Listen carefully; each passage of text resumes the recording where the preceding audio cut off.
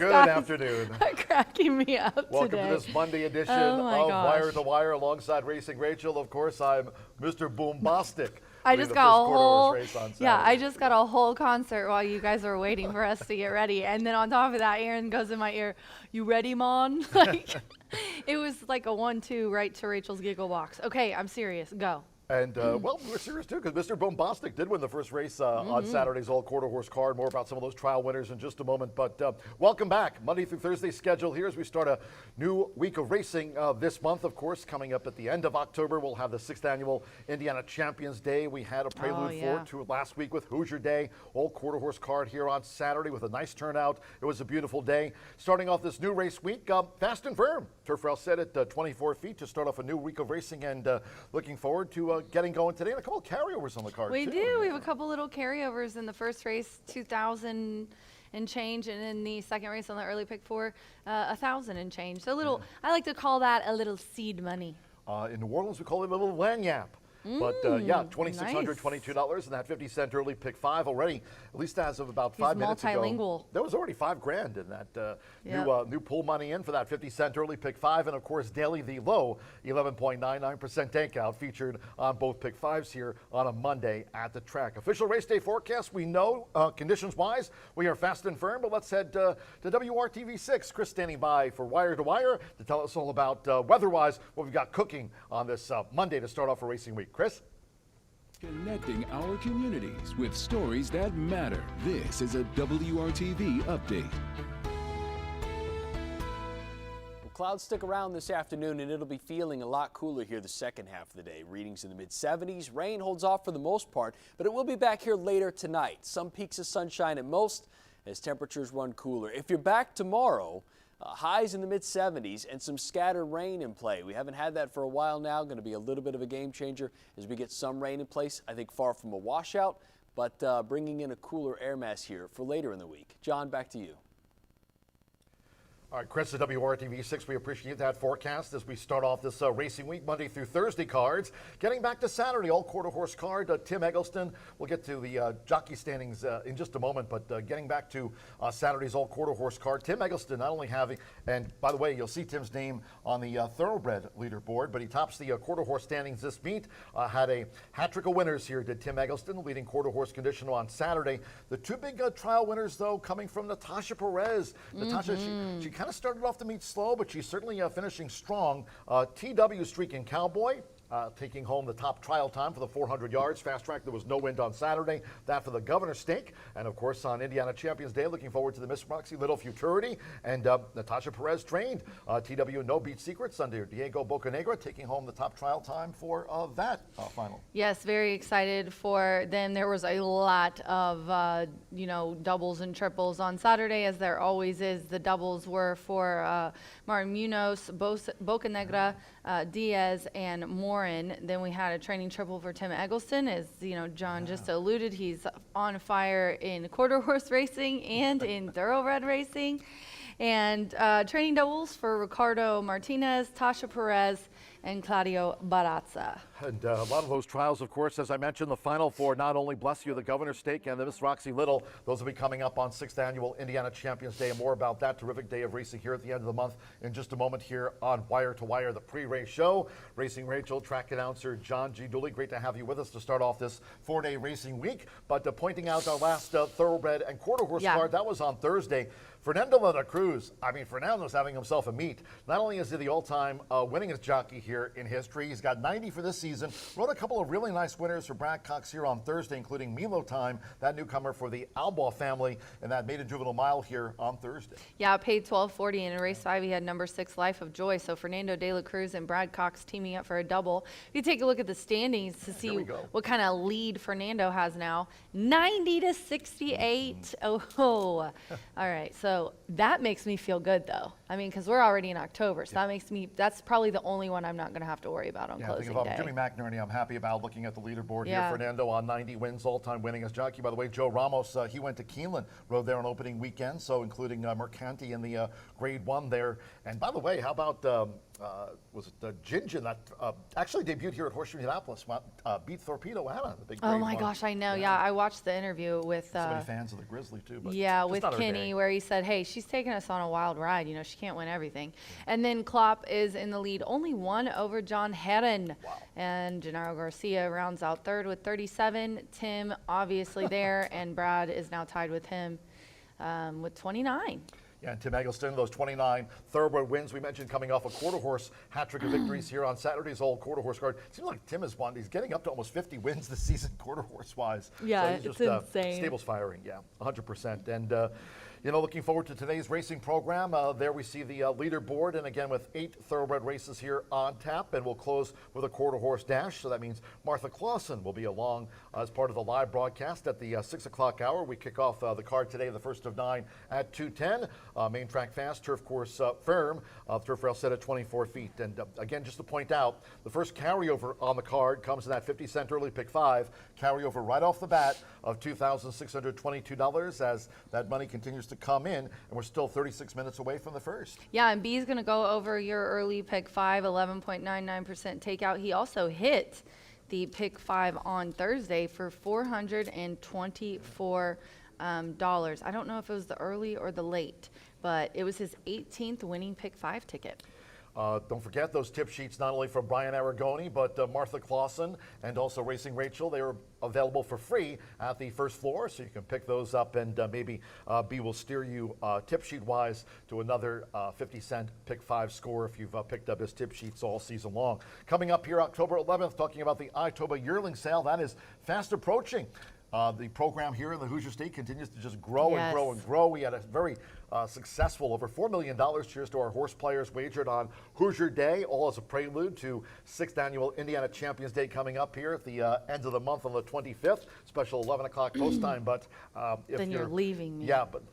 And look at the lineup, by the way. Look at this Indiana Champions Day, Saturday, October the 25th. Oh my gosh. Indiana's best and brightest thoroughbred and quarter horse stars, including those Natasha Perez trial winners, TW Streak and Cowboy and TW No Beat Secrets. They'll be back in the Governor's Stake and Miss Roxy Little Futurity Stake, respectively.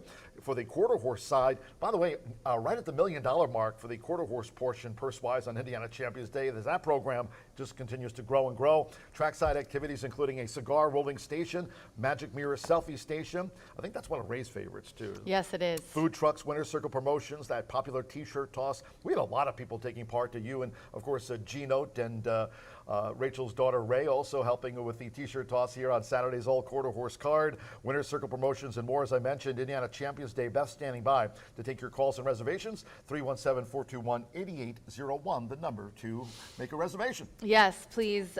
You can also, did we say 8801? Is that on there? Or Yes. is it 00? Okay, because that's Beth, and I'm telling you, I'm just trying to keep Beth straight. She's really the boss of this whole property, and if she gets upset, it really bothers me. She scares me. I thought you're the boss. You got the meta glasses now. I know, I got meta glasses.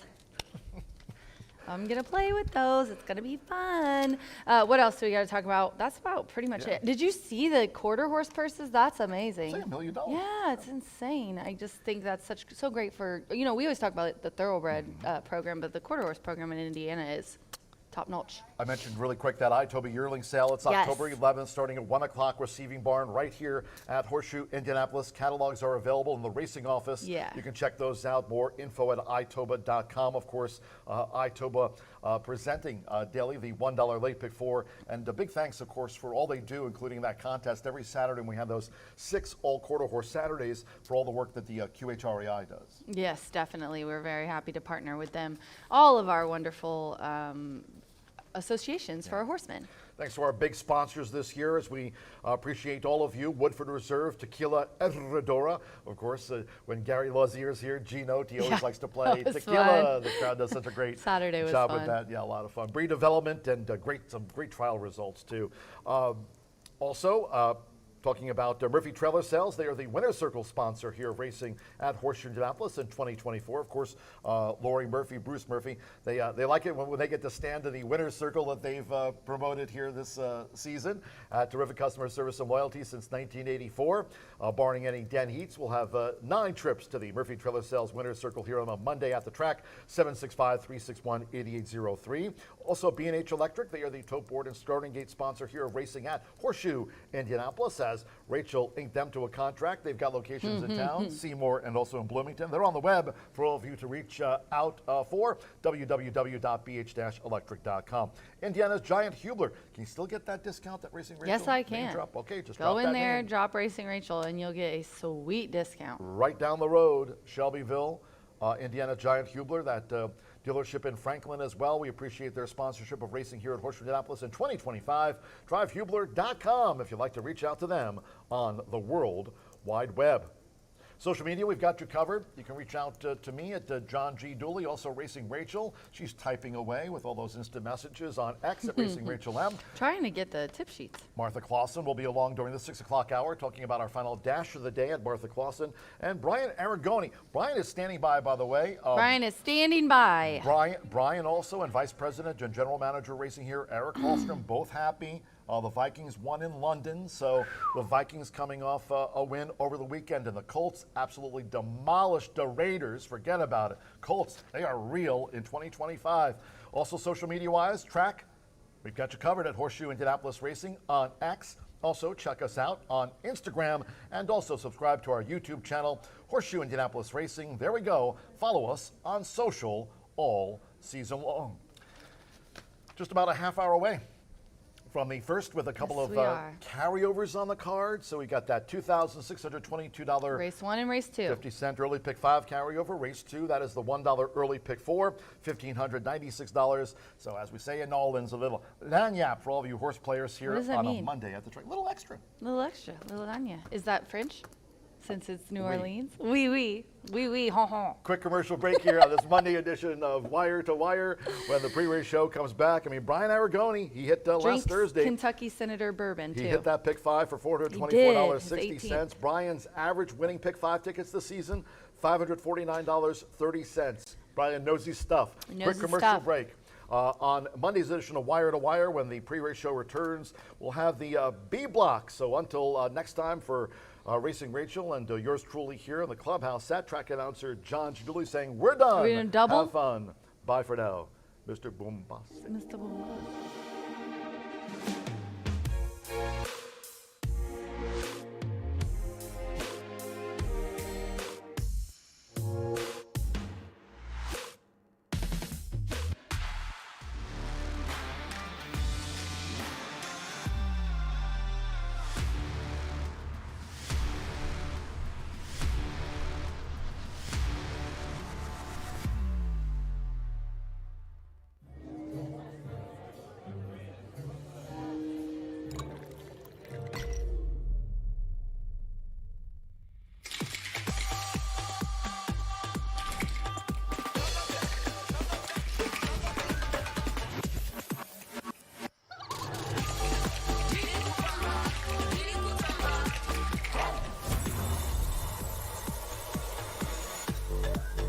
Tequila Herradura. Extraordinary awaits.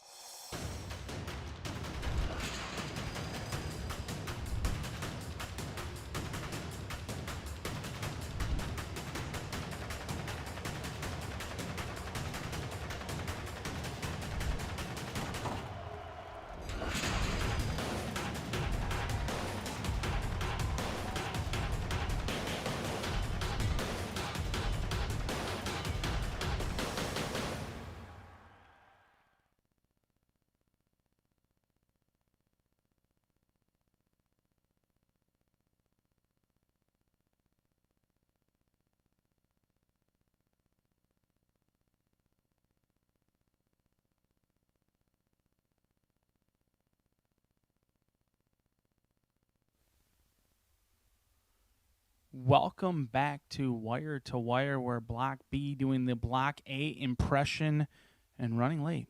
Not prompt today, 28 minutes away from the opener on a beautiful Monday here at Horseshoe Indianapolis. Thankful for this fall-like weather, fast and firm. The Colts continue to dominate. Danny Dimes, previously with your Vikings, where he got all of his training, good looks, and expertise, now showcasing and showing out for those Colts. Jonathan Taylor, a massive day as well. But how about those Vikings? Overcoming a missed field goal that hit a wire.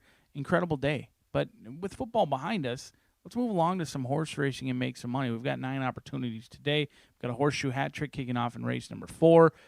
We're on the turf today, on the firm turf course with that rail setting at 24 feet. On a fast main track, we've got some big fields, plenty of opportunity. And it's not just an average Monday, it's a carryover Monday, a pick 5 carryover today. And when I last checked those pools, upwards of $12,000 already in new money. And we're still very early on today for the wagering. So I expect that pool to get upwards of over 125,000 when it's all said and done. I'm going to maybe put my staple in at 125,000 would be the over-under. Take it or leave it. But let's take a look at this first race in here. 7 of them set to go 1 mile. I churned over this race for many, many hours. I could not pick a winner. A lot of unknowns in this spot. A lot of horses trying things for the first time. I do know Hotline Iris is getting a ton of action in here for Joe Hickman. 2-year-old filly by Dialed In gets Rodney Prescott aboard. A good gate workout, 2 gate workouts, and a 5 furlong work as well. So Hotline Iris could be the one to beat in here, but it's always a tall task. A 2-year-old filly going 2 turns at a mile for the first time. You have to have some incredible training to get that endeavor done. Prayer Unbridled is also taking some action as well for Terry Phillips. Gets Joe Ramos as he looks to try to spice up this trainer's title between Fernando de la Cruz. It's been a 1-horse race from the beginning, but Ramos is doing his best to make it into a little bit of a meet here for the final 2 months of racing, or excuse me, the final month. Let's go on to race number 2. In this spot, we've got allowance, non-winners of 2, 6 furlongs in here. No scratches, no changes in this spot. I know it's a 6-horse field. Everyone's going to yell at me, but I am using 4 horses. I think Sweet Scorecard and Sycamore Shoals could upset the apple cart in here. 2 very nice animals, and they complement one another nicely. 514 Racing and Mitch Murrow look to go gate to wire, an incredibly fast horse. This horse is ultra quick. Tracked last time out. I think today they don't waste any time. They go right to the lead. Should be more fit. Second start off of a brief freshening, and then Sycamore Shoals should get a great setup. Both the 2 and the 4 have a ton of speed in here in Sycamore Shoals with Brendan Walsh off of a very nice win yesterday at Keeneland with Jin Jin upsetting Torpedo Anna and moving that one right to the breeding shed. They've been running hot. We'll see if that trend will continue in here. 1, 2, 4, 5. Not a ton of strong opinions in the first 2 races, but my strong opinions do come in race number 3, and they're opinions based on a hunch. Here's the deal. Zunde is 5-2. If this horse and Irad Ortiz and Brad Cox goes off at 5-2, I will do my paddock preview shirtless in race number 4 or 5. If this horse is 5-2 or above, we will be shirtless in the 4th and the 5th. We'll deal with HR later. Eric Hellstrom probably calling my phone already, telling me that is a bad idea and would get us fined immensely. However, Irad Ortiz doesn't come to Horseshoe Indianapolis very often. In fact, this would be the first time of the meet that he's coming in for this 2-year-old colt by Into Mischief out of Sunshiny Day.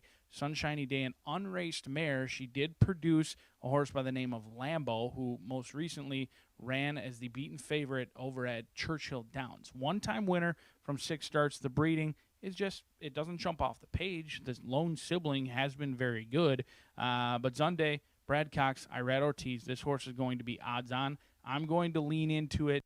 Brad Ortiz wasted his time. I will waste my money on this horse, but I think this horse is long gone on the front end at very low odds. And again, stick around to find out, because you heard it here first. Shirtless in paddock previews for races 4 and 5 if the 6 goes off at 5-2. Not making any promises about a win, just making promises about that win pool and where the money's going to come with Irad bringing his talents and services there. So stick around to find out in race number 4 or 5, but hide your kids and hide your children, and you might want to hide the wife as well. Scratch number 10, Keg out of the 4th event, 1 mile on the turf. 9 of them will go to the gate. This is a tricky race in this spot. I'm going to go with some long shots in here. 1 and 3 spot my fancy along with Creek Valley. Larry Goodwin, homebred, a 4-year-old who the mare actually, or one of the siblings, I think it was Gray Streak, won 4 times on the turf, banked over $129,000.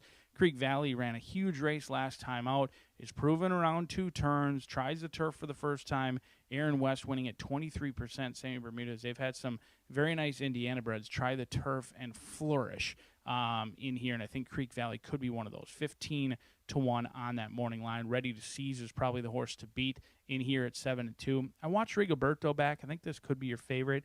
I didn't think he traveled very well over the turf. He kind of was out broke. He was in between horses, His tail was flared. I'm not sure if he was just unfamiliar with the surface for the first time. The breeding indicates he should be able to handle it. He just didn't have much run last time, and he could improve second time on the turf. Cipriano, Manny Esquivel, groups that I don't leave out very often, but in this case, I'm going to take a stand against Rigoberto. 1, 3, 6, and 8 for yours truly in the fourth and the fifth race. $8,000. Non-winners are 2. 1 mile going to be the distance. 10 of them will go to the gate. A big field in here and a challenging race, maybe one of the more open betting races in here. I'm going to use the 6 as well as the 5, 2, 5, 6, and 10 instinctually, 10-1. This is a horse who barely lost to Innisfree Lad, but Fernando de la Cruz, John Herron are going to take the lion's share of the money in the win pool. Instinctually is going to be overlooked with that 1 for 15 record for Scotty Mullins and Evan Roman. Certainly a horse who's capable of winning. Playing the angles could be any sort in here. That's a horse on a huge class drop, and oftentimes, I know this is quirky, but Klopp on the drop. Sometimes it's just that simple. I don't really see it on paper. I respect Klopp. I respect Joe Ramos. I respect Klopp on the drop. In here, the mare was a good one, banked over $51,000, and the lone sibling not much to write to mom about. So could be any sort in here, could be a beatable favorite, but a horse that I'm going to respect simply due to the connections and the class relief. Fervent Prayer for Tony Granitz and Gutierrez. Puts the blinkers on, gets the 7-pound weight break as well with Gutierrez in the saddle, and he's winning at 15%. We've got a carryover.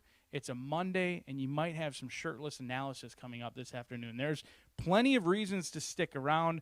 Put your bets in, sit back, relax. You've got the beautiful and talented Miss Rachel. You've got the sweet sounds of John G. Dooley up in the booth, and we have an excellent day of racing here. A couple of carryovers on a fast main track and a firm turf course with some of the lowest takeout in the entire country. So enjoy your Monday, and best of luck today.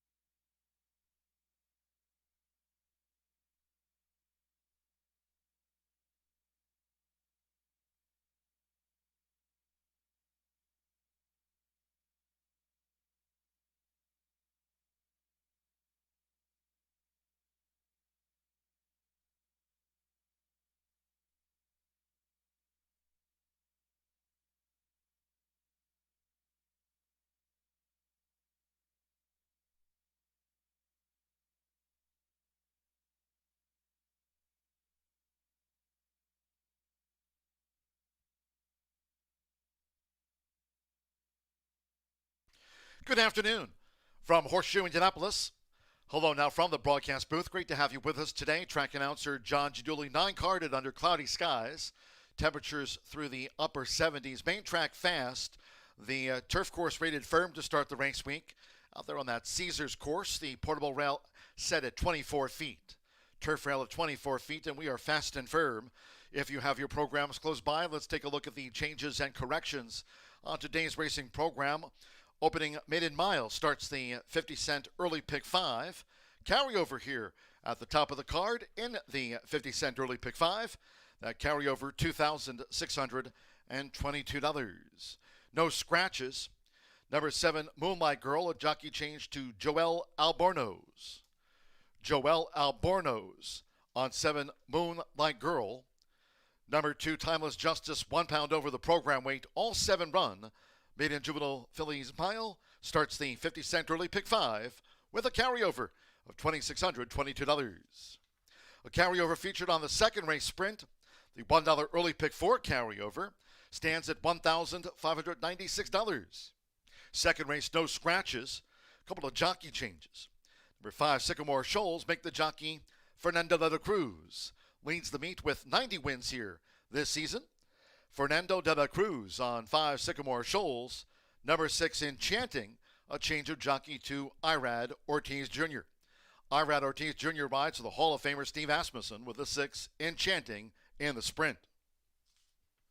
In the third, maiden juvenile sprint, no scratches here. Number 3, Prototype, will debut with Keith Asmussen. Keith Asmussen rides 3, Prototype. In the fourth, the first of those carded for the turf course. So here the start of the $1 Horseshoe Hat-Trick All Turf Pick 3 in the Turf Mile. Scratch the 10 keg was entered by John Harron as a main track only. Course firm, turf rail at 24 feet. Scratch the MTO number 10 keg. Race 5. The mile starts the $1 late pick 4 presented daily by Itoba. There's no carryover in the late pick 4, and there's no changes in the 5th race over the mile. On to race 6 we go. Here the maiden turf mile. Scratch number 3, Bourbon Society, and take out the 12 Open Court. Scratch the 3 Bourbon Society and the MTO number 12 Open Court, course firm. Number 1, Dual Citizen, a jockey change. Make the jockey Orlando Mojica. Orlando Mojica on 1, Dual Citizen in the maiden turf mile. Race 7. Here's a maiden juvenile dash. Scratch number 1, Relentless Chick. Number 1, Relentless Chick, has been scratched. Race 8 of our 9.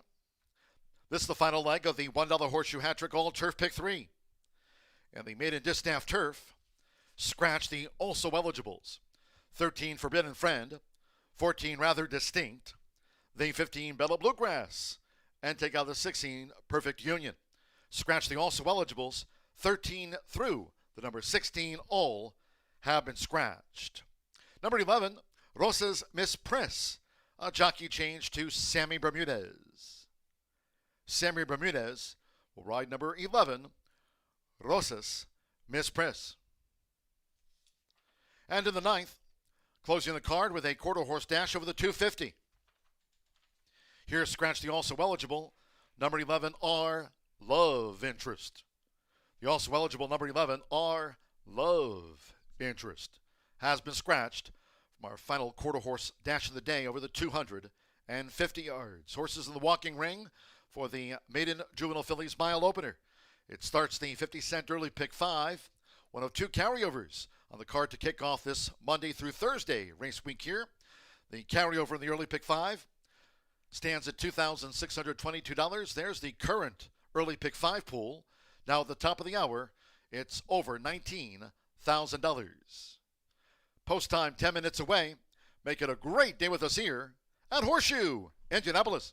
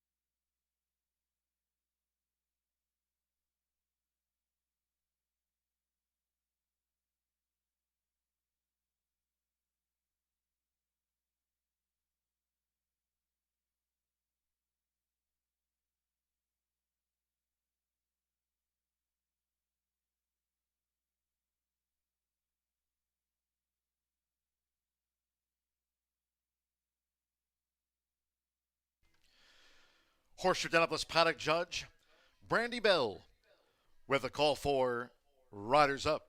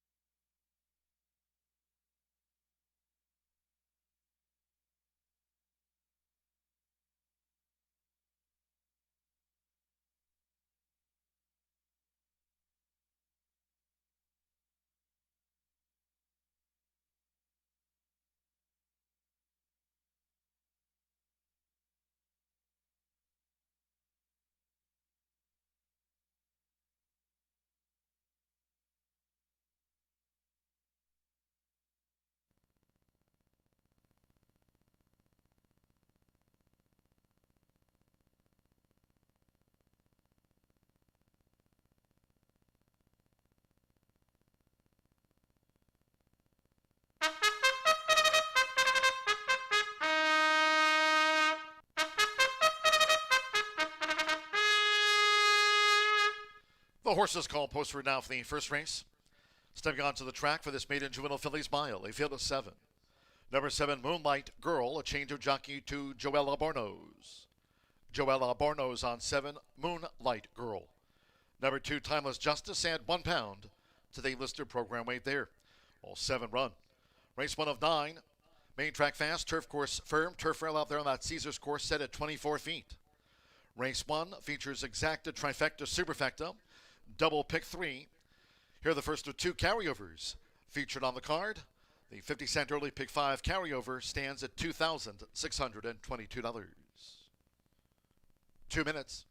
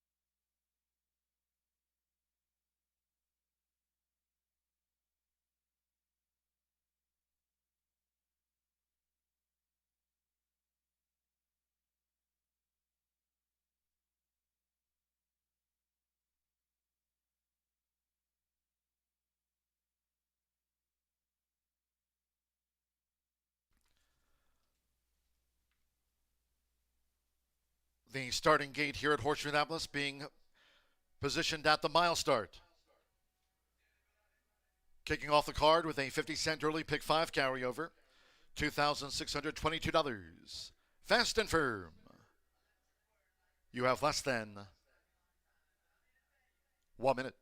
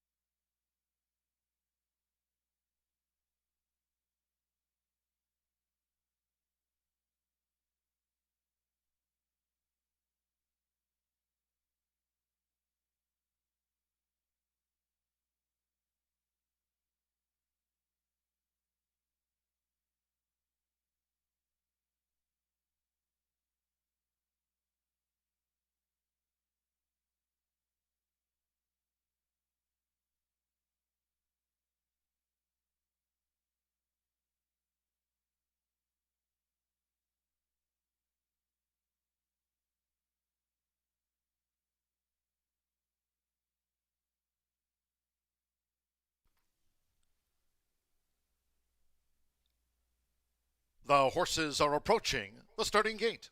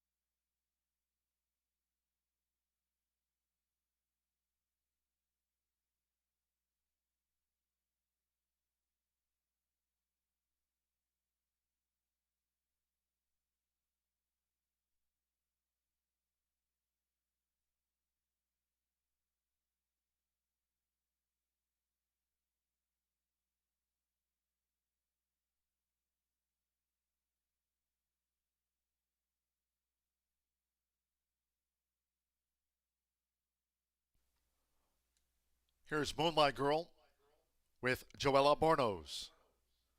First to arrive at the mile start.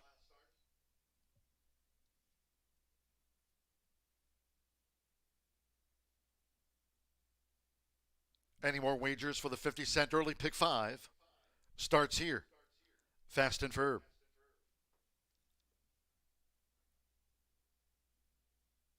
At the gate, it is now post time.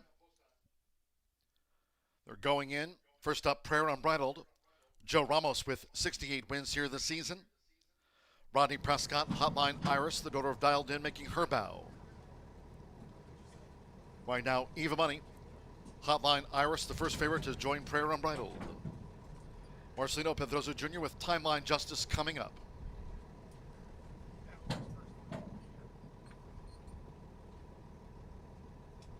Alex Ajard with Del Cap Alice drew 5. All 7 run. Any more for the pick 5? Evan Roman with Swiss Meringue. Green with the white diamond belt and cap.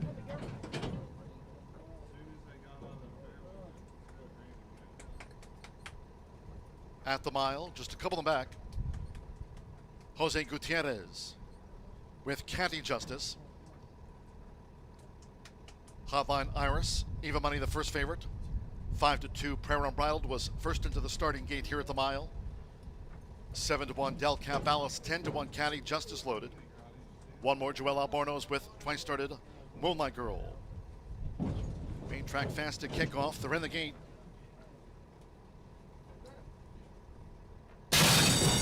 Williams running out Horseshoe Indianapolis. Good start for the first-time starter. Hotline Iris going out toward the lead for Rodney Prescott. Prayer Unbridled also sharply away from the rail now for Joe Ramos. Prayer Unbridled has pole position in front of Hotline Iris, who follows the leader, Prayer Unbridled, at the 6.5. They're 3/4 of a length apart. In the meantime, Timeless Justice in the black cap is third upon settling, going to the back of the track. Then to the inside is Swiss Meringue, who's vying for 4th position with Del Cap Alice. Caddy Justice second to last, and Moonlight Girl trails the mile here in the Monday opener. The first 2 of 8 furlongs up in 24.89 seconds with the rail. It's Prayer Unbridled. Prayer Unbridled continues to hold on to this lead by a half length from Hotline Iris, second on the outside by 4.5. With Timeless Justice looking to draw in now from third for Marcelino Pedroza Jr. It's a length and a half then to Del Cap Alice, still together with Swiss Meringue and the green cap with the rail. One more to Caddy Justice and one more length away. Moonlight Girl remains last of the 7. It's still Prayer Unbridled. Controlled half mile, 49.41, steady as she goes. It's Prayer Unbridled who leads Hotline Iris, making their way toward the quarter pole. With Timeless Justice trying to draw in now from third, and she's moving up. Here's Timeline Justice coming with a sweep. Then Del Cap Alice to the inside, Swiss Meringue, Caddy Justice, and Moonlight Girl. As these maiden 2-year-old fillies come for home, Timeless Justice has swept after them. 3/4, 1 minute 14.59 seconds. Timeless Justice right there. Hotline Iris into the inside. Prayer Unbridled responds to the pressure for Joe Ramos. It's Prayer Unbridled, and she has the kick. Has pulled clear from Hotline Iris and Timeless Justice. They battle it out for second. Prayer Unbridled gets the result by 3. Prayer Unbridled from Hotline Iris, Timeless Justice, a gap away. Del Cap Alice finished 4th.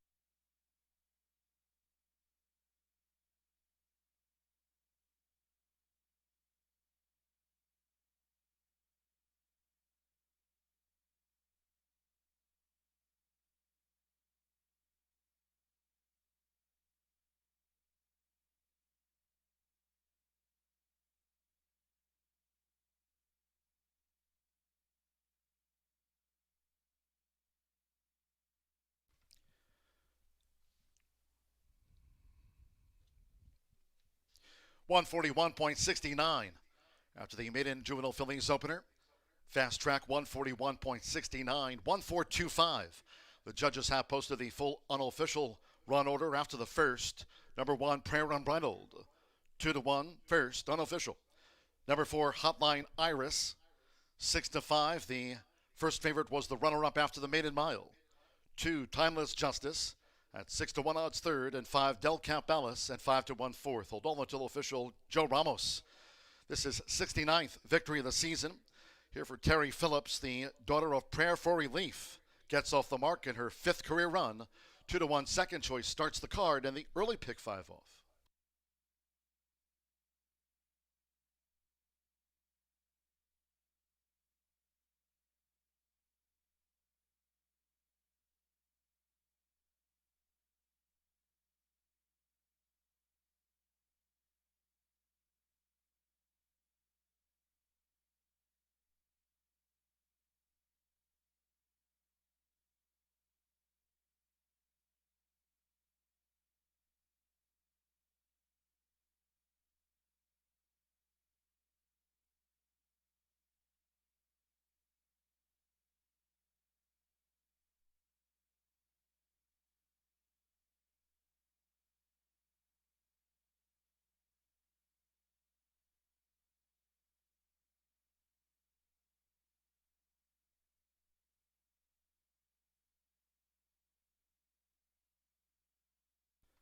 Returning to the Murphy Trailer Sales Winner's Circle, the 1, Prayer Unbridled with Joe Ramos.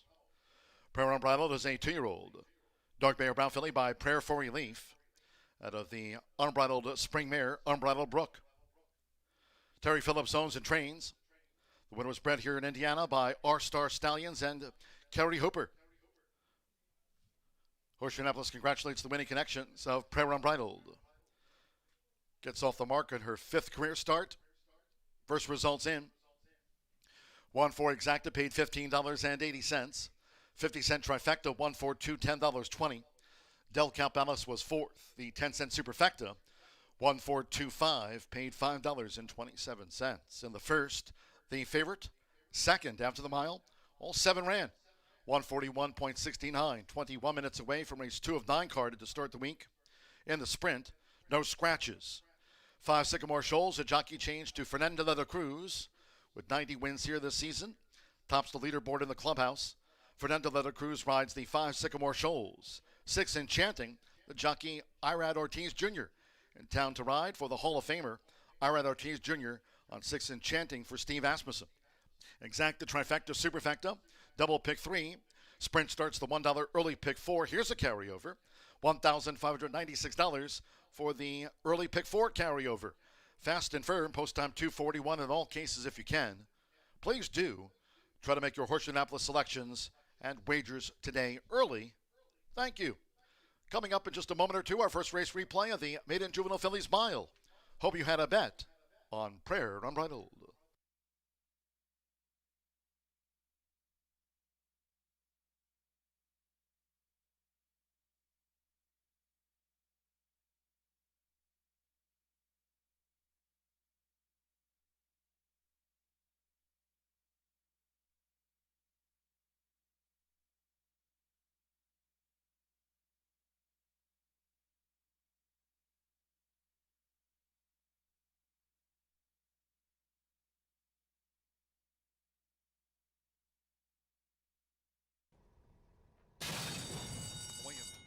Running out Horseshoe Indianapolis. Good start for the first-time starter.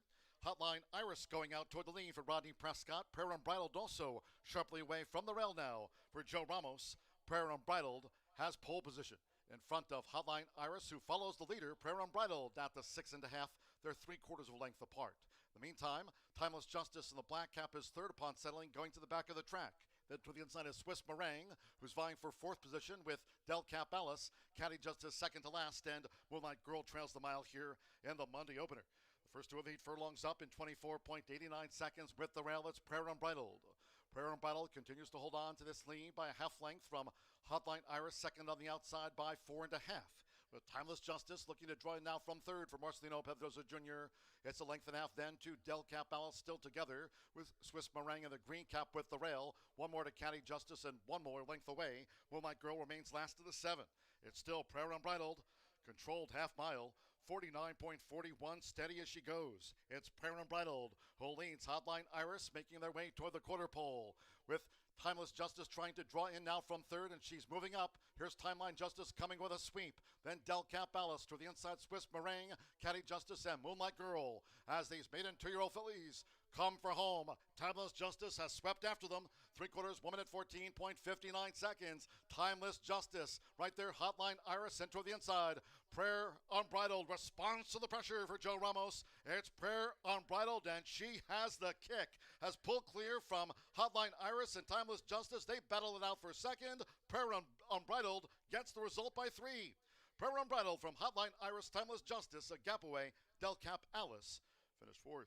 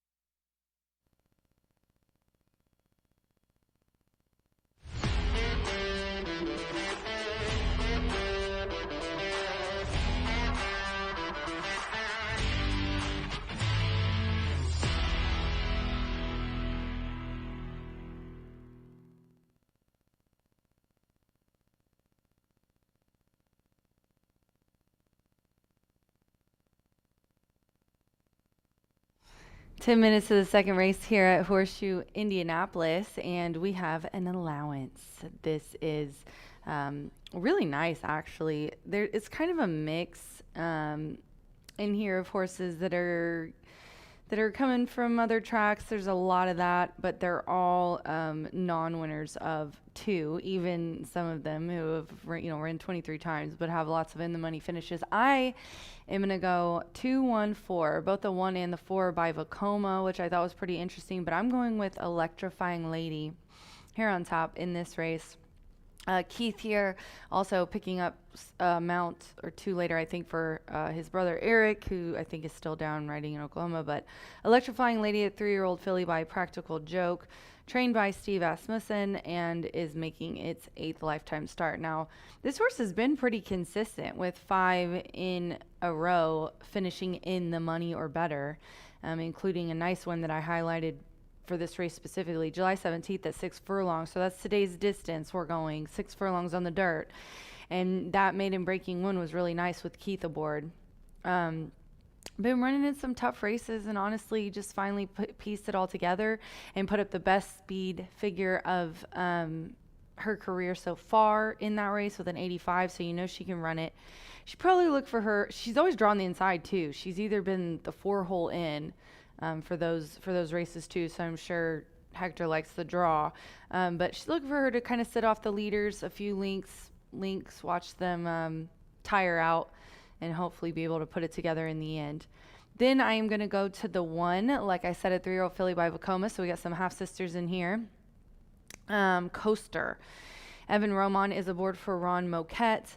I like the Brisnet speed figures as a whole for the race, but then when I see early pace, I do like the Beyer early pace rating and the spotlight rating. I'm going to go over that in the next race with AI Allen with you guys. I don't know how many people use Beyer versus Brisnet. I'm a Brisnet girl myself, but there are quite a few of the specific Beyer's ratings that I love, and I love that we're a partner with DRF because I get to use those. But this one is coming from $127,000 allowance into this $46,000 allowance. Put up a really nice speed figure of 81 in that last race at Churchill, coming back down here where this one's been competitive. Last 2 Indiana races were a 3rd and a 2nd. Definitely think that she's going to be in the mix here. And like I said, she has a Beyer early pace rating of 115. And then I'm going to go to the 4 at 8-1 on the tote board. Sweet Scorecard. Mr. Mitchell Merle is aboard here for Tim Eggleston. Another, like I said, 3-year-old filly by Vekoma, the dam is Sweet Hallery. And very, very similar early pace rating. Now, Sweet Scorecards is a little bit bigger, 115 for the 1, 117 for this 4. You see Mitchell and Tim out there talking. He was the beaten favorite last time, and when Tim's the beaten favorite, he comes back 22%. Like I said, this one has that nice early speed. I highlighted the last race. We're at the same surface, the same kind of race. 80 Brisnet speed figure, but she just kind of fell apart there at the end. But she really fought for the lead. She got it. I think she gave a little bit too much to get up there for 3 lengths, and then ended up kind of getting caught a length and a half for 4th. So I've got 2-1-4. Fernando de la Cruz is aboard the 5, and Irad Ortiz is on the 6, and it's the 4-5 favorite right now. The other Steve Asmussen trainee, though, is my selection. I'm going with 2, Electrifying Lady. Good luck.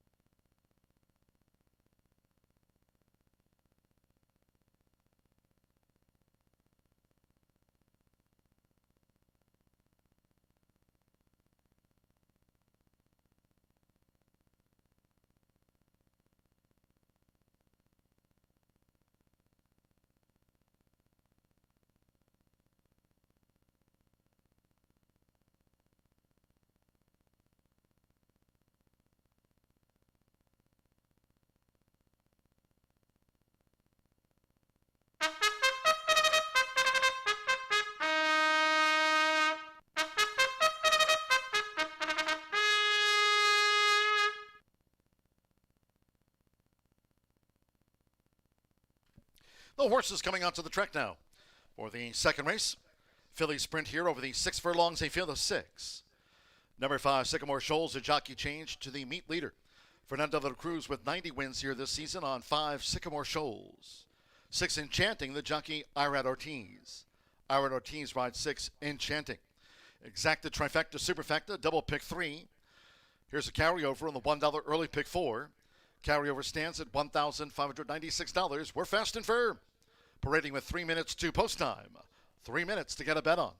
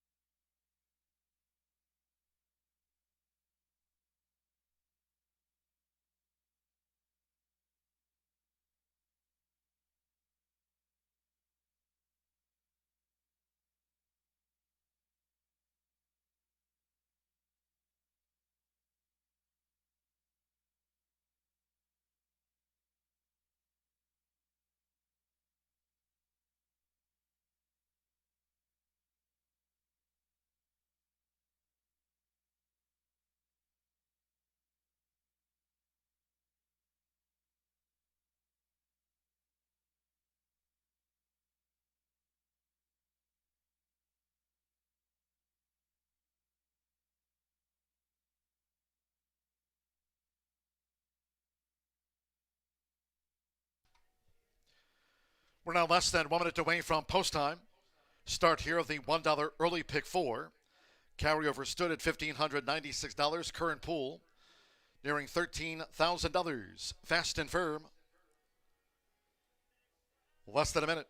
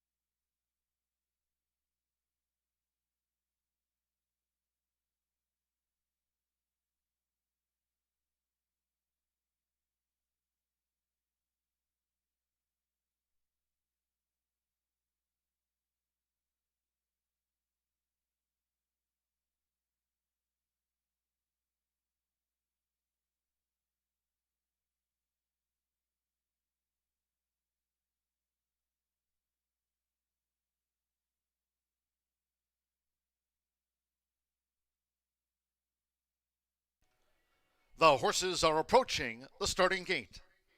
Last call for the $1 early pick 4. Starts here with a filly sprint. Approaching the gate.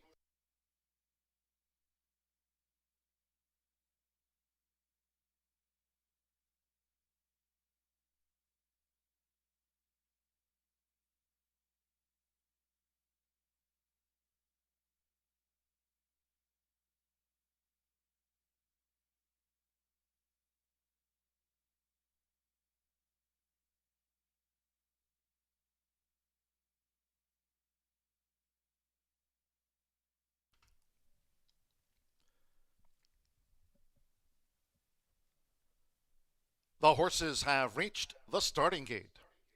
It is now post time. Loading in front of starter Rank Kuick. Evan Roman with Coaster coming up. Now Keith Asmussen with Electrifying Lady, like Enchanting, both for Steve Asmussen here in the filly sprint. Over the 6 furlongs, Orlando Mexico with La Marinera in the black silks and cap. Mitchell Morrow with Sweet Scorecard.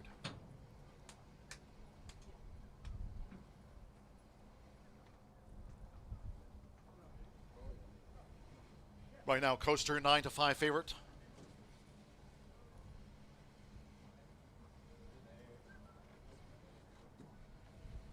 The daughter of Vacoma, Sweet Scorecard.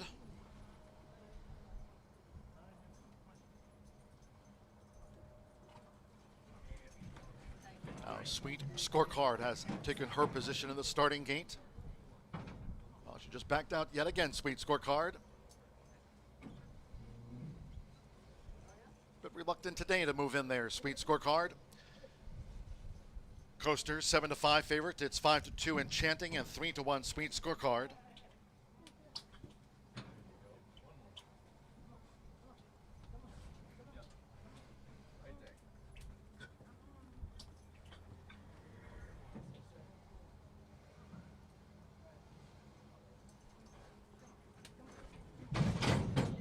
Sweet Scorecard, she's gone all in.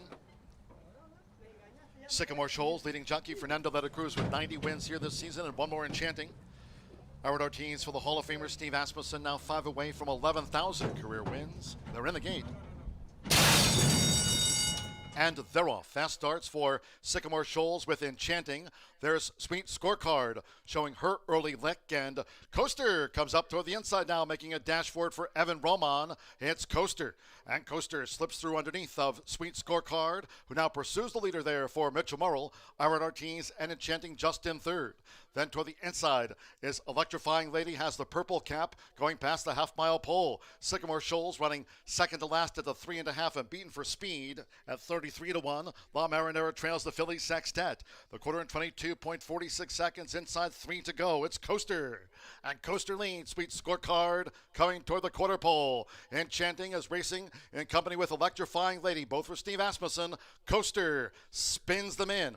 Sycamore Shoals pulled to the far outside for a bid there for Fernando de la Cruz, and La Marinera yet to pick up top of the lane, half mile, 45.65 seconds. Coaster clings on, staring at 1 more furlong as Electrifying Lady comes up the rail now to battle Coaster as they come inside the final half furlong. Sweet Scorecard and to the inside La Marinera. It's Coaster and Evan Roman, and Coaster repelled Electrifying Lady. Sweet Scorecard third, La Marinera back and forth.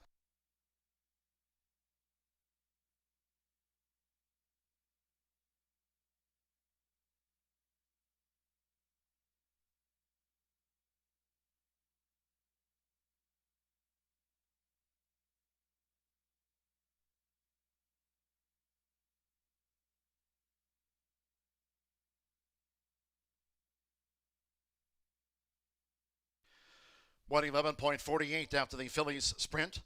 111.48, 1-2-4-3, the unofficial 1 Coaster. 6-5 first, 2 Electrifying Lady. 5-1 was second, number 4 Sweet Scorecard. 5-2 third, and 3 La Marinera. 33-1 getting into the frame. Evan Roman for Ron Moquette. Anita Ebert racing and breeding. Daughter of Vacoma. Coaster at 6-5, the favorite home.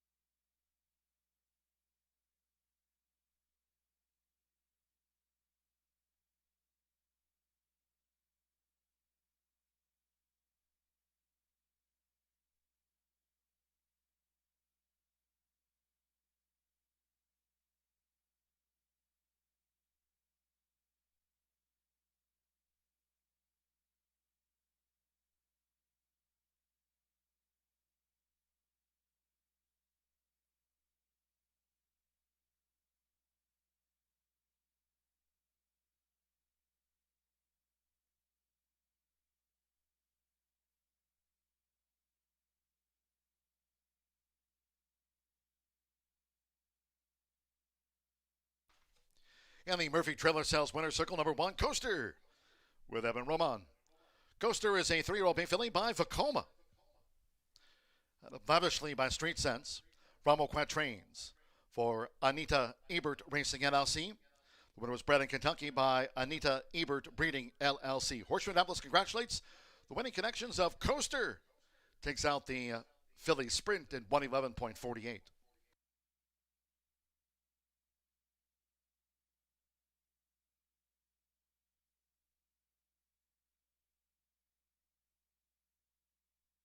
Race 2 official. The 1-2 exacta paid $17.40. 50-cent trifecta, 1-2-4, $10.45. A pair of ones for the opening double, combining Prayer Unbridled with Coaster, $16.60. La Marinera running fourth in the Phillies Dash, 10-cent superfecta, 1-2-4-3, paid out $7.38. And the Phillies Sprint, favorite first, all 6 ran, 111.48 after the running of race 2. In the third, maiden juvenile sprint, all 8 start, no scratches. 3 prototype debuts with Keith Asmussen. Keith Asmussen on 3 prototype. Exacta, trifecta, superfecta, double pick 3. Post time will be at 3:12.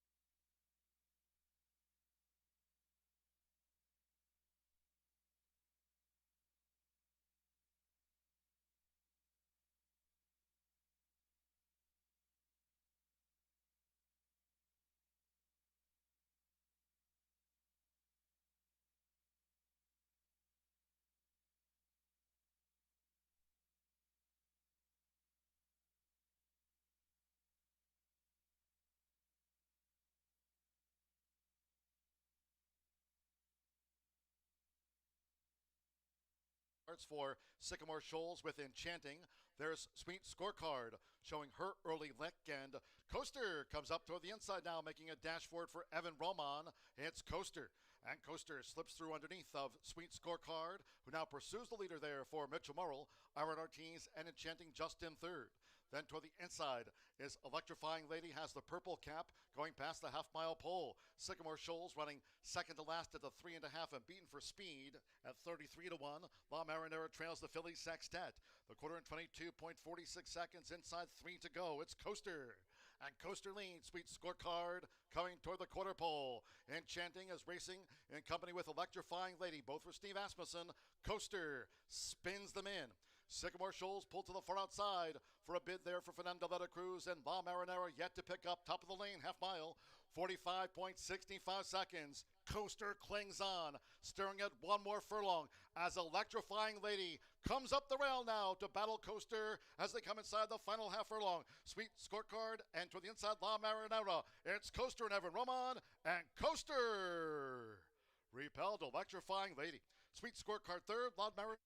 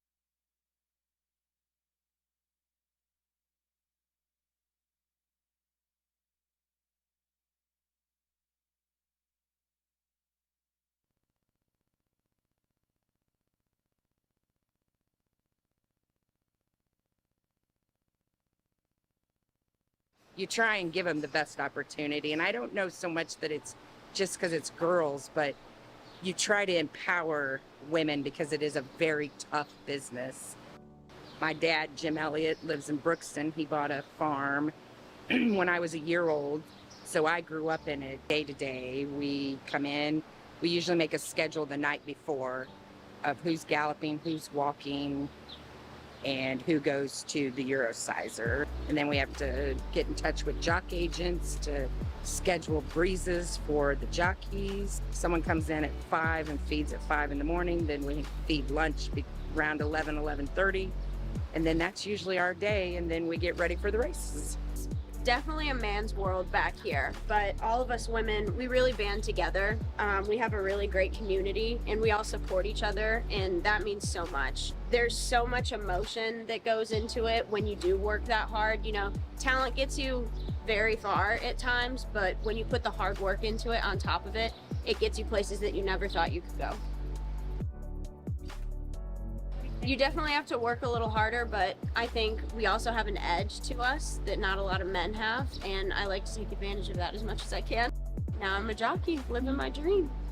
It's a man's sport, for sure. Like, I think women, some people look at them and I think I'm a little more affectionate with my horses, more hands-on. You know, it's an industry where all your top trainers are men, so I think people look to that. I started underneath my grandpa, Calvin Prescott. Prior to that, I've always had horses in my life. I barrel raced. Went to college at Ball State, and then I got back into horses with my grandpa, and I think my own trainer's license was probably somewhere around 2003, maybe, something like that. Started out with just a few. Eventually, I started breeding my own horses, and now I'm up to, I don't even know, 40-something, so a lot. Hola, mi nombre es Chenevely. Soy Jaguaker, trabajo con Michelle Elliott, tengo aproximadamente 2 años de estar trabajando acá, soy del país de Guatemala. There's a lot more women in this business now than when I first started 35 years ago. Being a woman, other women feel threatened by you sometimes, so it's always a good idea to go chat with the ladies first. They're your biggest asset and your biggest allies. Women will stick together if you give them a shot.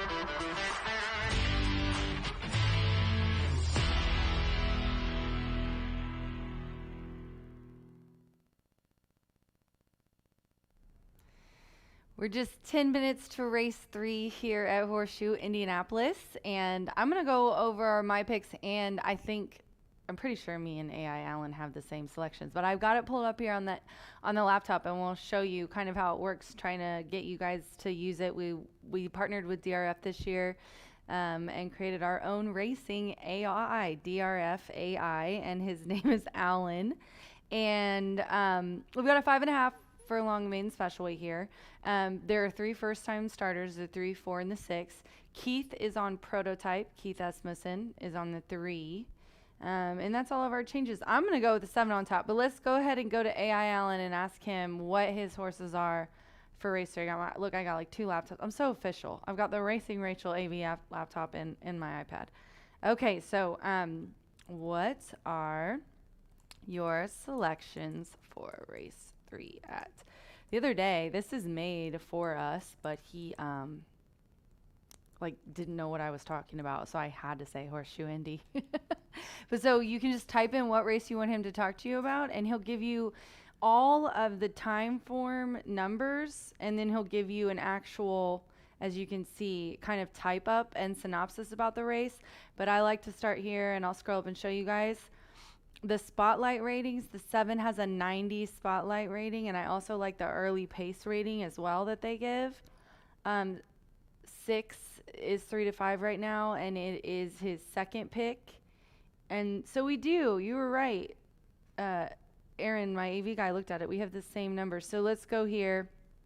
You can go ahead and show the 7, Aaron, and I'll read here what AI Allen has given us here today. Just real quick, Centerville is going to be ridden today by Adam Biscuitza. The Biscuit is aboard for Kelsey Danner. He is a Ridgeling. I'll let you Google that, a 2-year-old Ridgeling. It means they got one of them, they didn't get 2. If you know, you know. He is sired by Kintharos, and he put up, look at this last race, a 7th place finish, but with a 73 Brisnet speed figure. Churchill, 6 furlongs, gonna get easier today. And what AI Allen says about this horse is the Ridgeling has a solid mid-pack running style and boasts a strong spotlight rating of 90 with a high early pace rating of 96. Now the couple that we had in the last race had 115, 116. These are first-time starters. It's a little different, first, second-time starters. So he has a 96. He could be a strong contender to make a move early and maintain his position. Then we're going to go to the 6, Zunday. I love how me and AI Allen's picks have lined up here today. I've got 7, 6, 4, and so does he. Zunday gets Irad Ortiz, who we just talked on FanDuel a little bit about Irad coming in here today. He's ridden here a handful of times, only 1 win. He just got 3rd in that last race. Let's see what he's going to do here, but glad to have him here riding for Brad Cox. A 2-year-old colt by the most popular sire, Into Mischief, and a Bernardini Dam. Now she has 1 winner from 1 starter, so she's off to a great start. And obviously Brad, hot trainer here, but he says, coming from a powerhouse trainer, Brad Cox, and ridden by, I would have said, powerhouse jockey Irad Ortiz, this colt has a pedigree for success. His pedigree rating isn't the highest, but his connections make him a serious threat. So love that. He likes the 2 here in 3rd. I like the 4. So I thought he liked the 4. Sorry, you guys. He likes Bricklin in here, and I went back and forth, but I really like the 4. But here, we're showing the 6, Zunday, who Irad is on today. Let's talk about the 4, then maybe the 2, if that's okay with you. 15 to 1, Charlie Sugar. First of all, love the owner, Mike McLaughlin. Different spelling. Still awesome. A 2-year-old colt by Twirling Candy. Twirling Candy hits with 16% first-time starters. That's why I gave the edge. Plus, the Dam, Laid Back Lady, has 2 winners from 2 starters. The works don't jump off the page necessarily, but that's fine with me. I'd rather have a horse show up on the track than in the morning. The 2 is who AI Allen went with. Mitchell Merle. Bet Mitch, get rich, is what they say. He's riding for Rudolph Brisset. And this one is adding blinkers. I think a big change for the 2. I respect the AI for taking that into consideration. Also, 28% when it's the 2nd career race. He was bet really well. He was 4 to 1 in there. Just kind of fell off. Dropping in class today. And AI Allen says, with a promising pedigree from sire Nyquist. Bricklin shows potential as a speed type runner with an impressive early pace rating of 116. That's what I like, up there over 100. He could leave the pack if he maintains the speed. So definitely a wonderful little handicapping tool for you to use. AI Allen's picks are 762, mine are 764. I put Marcelino and Tom Amos in there. I love seeing Tom Amos's name in the paddock. Love him. Love his wife and family. They're all wonderful, and we're glad to see him back in the state of Indiana. 764 for me. As horses head out to the track, we're going to throw it over to John G. Dooley. Good luck.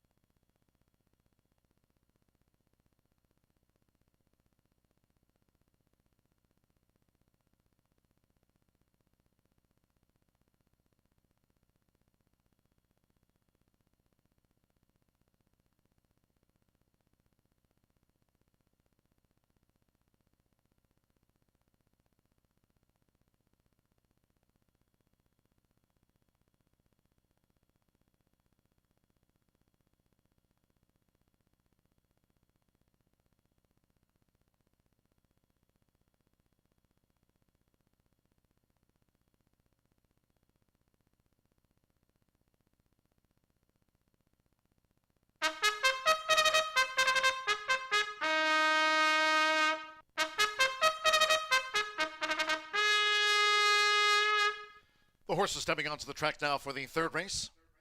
This maiden juvenile sprint at 5.5 furlongs, a field of 8. All-weight run. Number 3, Prototype. Note the jockey, Keith Asmussen. Keith Asmussen rides the 3, Prototype. Exacta, trifecta, superfecta, double pick 3. 3 minutes. 2 post up.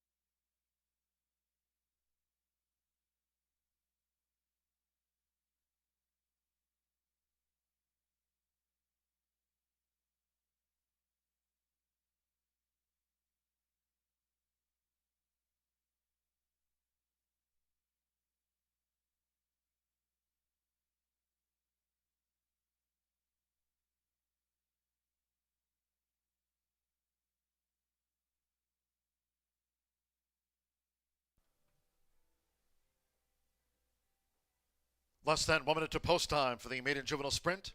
All 8 run. Less than a minute.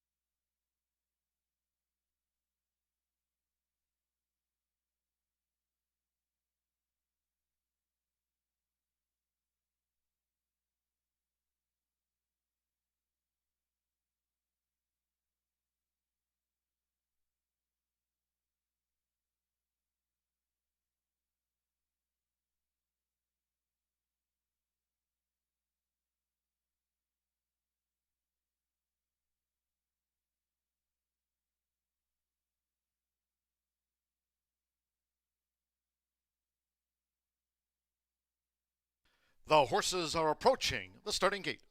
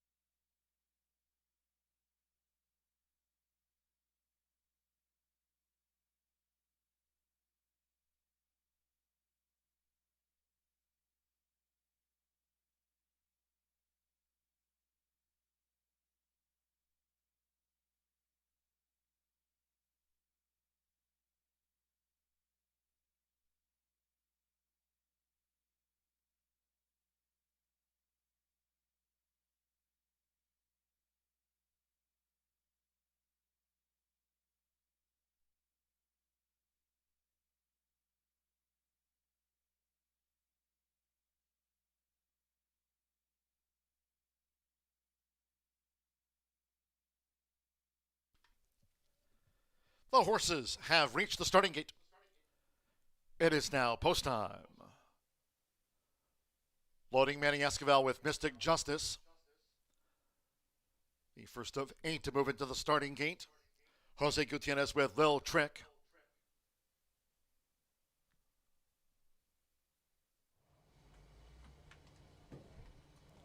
Mitchell Murrell with Brooklyn loaded. Join Mystic Justice now. Lil Trick has gone all in. Aaron Ortiz with Sunday making his bow. Sunday drew 6. Son of Into Mischief went in well. Now Keith Asmussen with Prototype, another newcomer. Prototype went in well. Loading for this maiden juvenile sprint. Marcelino Pantoja Jr., Charlie's Sugar making his bow.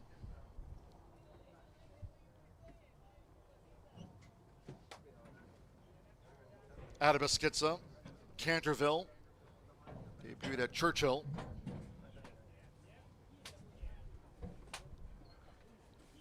Sunday 4-5, the favorite here at 5.5 furlongs. Stand by one more. Alex Achard and twice started Matola. Like Mystic Justice, both for Gennaro Garcia. Matola going in. Stand by. Sunday 4-5 favorite. Matola staring at 67-1 odds. All in line. And they're off. Prototype was slow to go. Mystic Justice rockets away from the rail, quickly engaged by Sunday. And toward the inside is Bricklin, who's now taken back to settle off the pace as Sunday is taking it strong to Mystic Justice. They've locked horns, going past the half-mile pole, and Lil Trick is also forcing the issue. as they enter the far turn. Toward the inside is Canterville, and the orange cap now through into fourth from wide Matola. There comes Bricklin. We trail back to the newcomers, Prototype and Charlie Sugar. Trails the maiden juvenile sprint. The quarter whizzed past 21.91. Lil Trick. And toward the inside, Mystic Justice in the red helmet trying to stay this pace as Sunday is now charging on the outside. Lil Trick leads for home at a big price here. Lil Trick in front off the turn as Canterville exchange of brushes there with on the outside Sunday. And to the inside, Mystic Justice is a spent force. There's 1 furlong to go, and Bricklin looks to join these leaders. Bricklin's coming with a charge. It is Sunday who just leads. Canterville who's battling, and Bricklin is trying to pick them up near home. Here's Bricklin on the outside. Bricklin, Canterville, and Sunday. Photo finish. Sunday was third. Win, Photo, Canterville, and Bricklin. Close.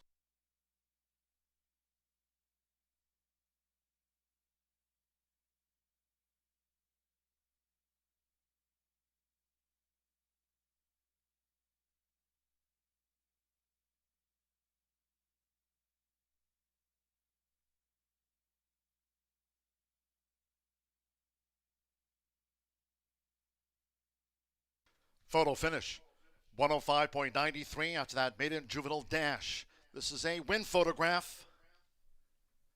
Hold all tickets.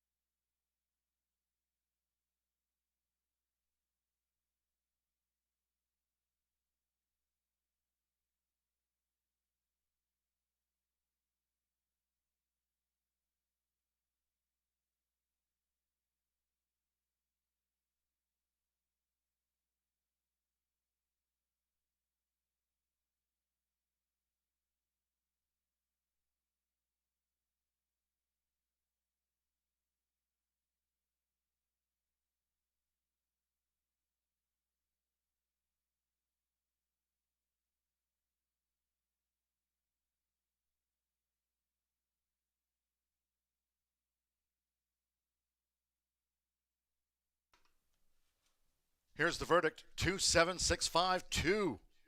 Bricklin, 5-1 gets the nod. A nose over 7, Canterville at 8-5, lost to Bob. 6, Sunday at even money, favorite third, and 5, Lil Trick. 56-1 was fourth, 105.93. Mitchell Murrell in this second time starter for Imagine Racing and Rudolph Brissett. Son of Nyquist, Bricklin got the winning bob.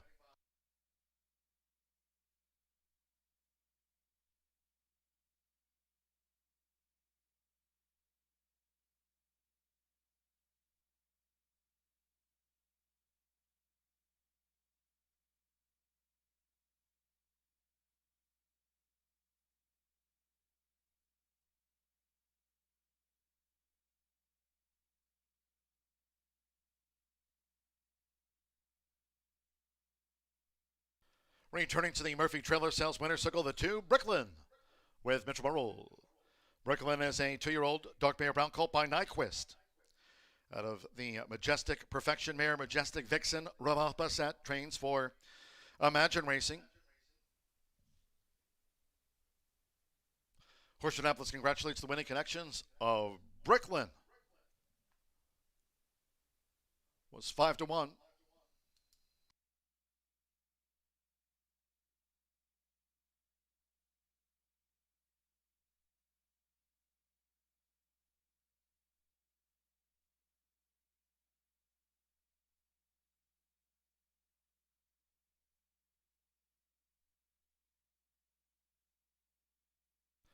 Result official.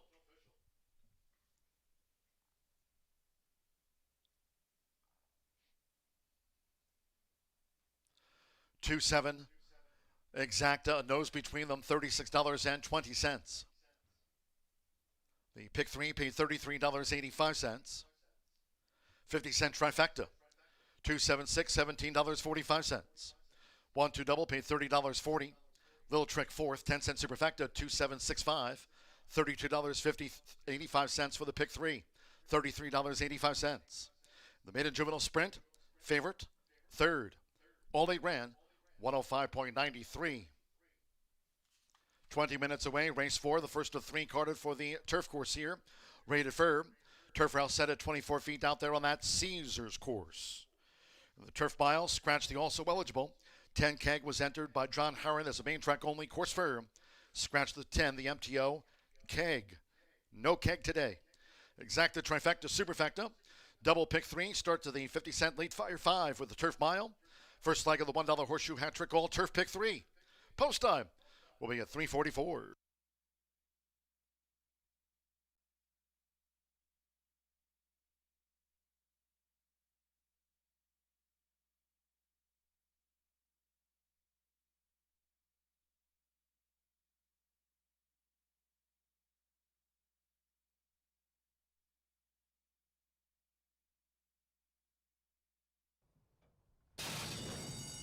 And they're off. Prototype was slow to go. Mystic Justice rockets away from the rail, quickly engaged by Zunday. And toward the inside is Bricklin, who's now taken back to settle off the pace as Zunday is taking it strong to Mystic Justice. They've locked horns, going past the half-mile pole, and Little Trick is also forcing the issue as they enter the far turn. Toward the inside is Canterville, and the orange cap now through into fourth from wide Matola. There comes Bricklin. We trail back to the newcomers, Prototype and Charlie Sugar. Trails the maiden juvenile sprint. The quarter whizzed past 21.91. Lil Trick.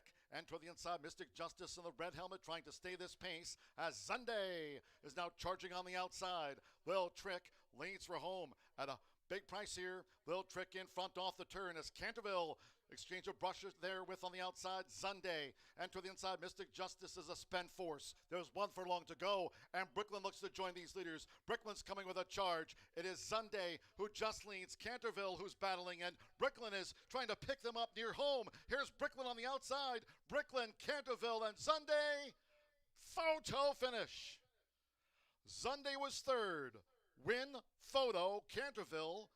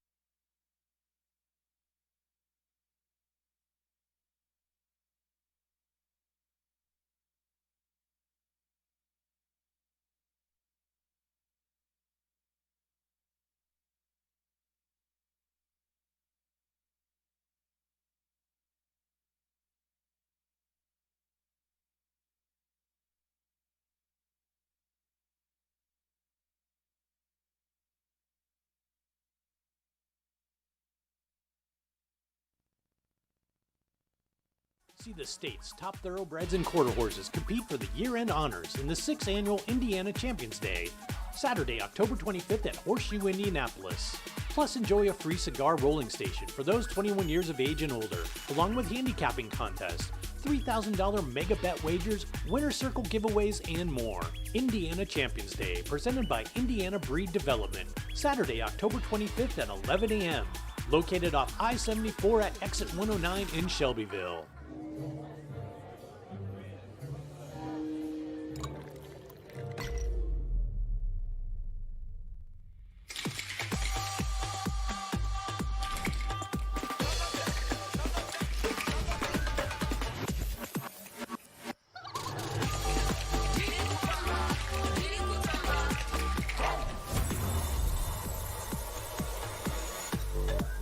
Tequila Herradura. Extraordinary awaits.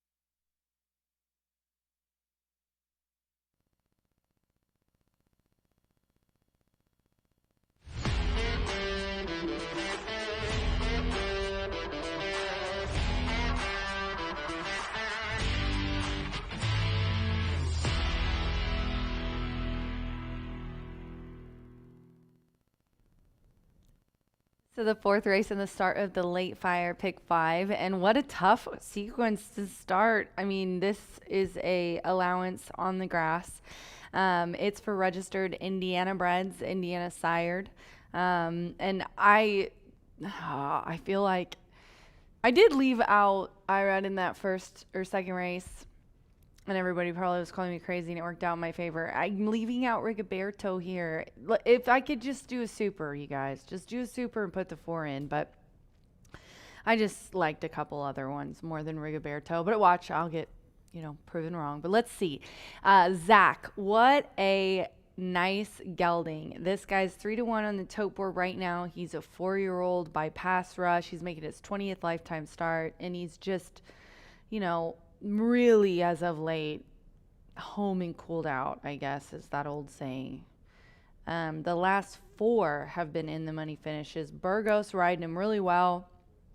He's rode him predominantly.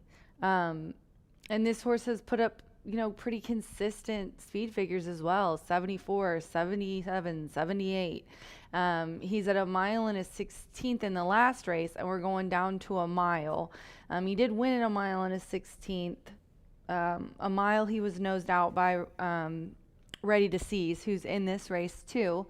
But yeah, I just think that he's really tough. John Horan, he's only 1 behind Klopp in the standings, so they're really close. But yeah, he's got kind of a coming off the pace, coming late kind of running style that I think will benefit him here. And we'll talk a little bit more about that. But then Ready to Seize, who I just mentioned, who's been running with Zach, is my next pick. the 8 at 3-1 right now on the tote board. Ready to Seize. Mike and Penny Lauer have bred, owned, and trained this 3-year-old gelding by Ready's Image.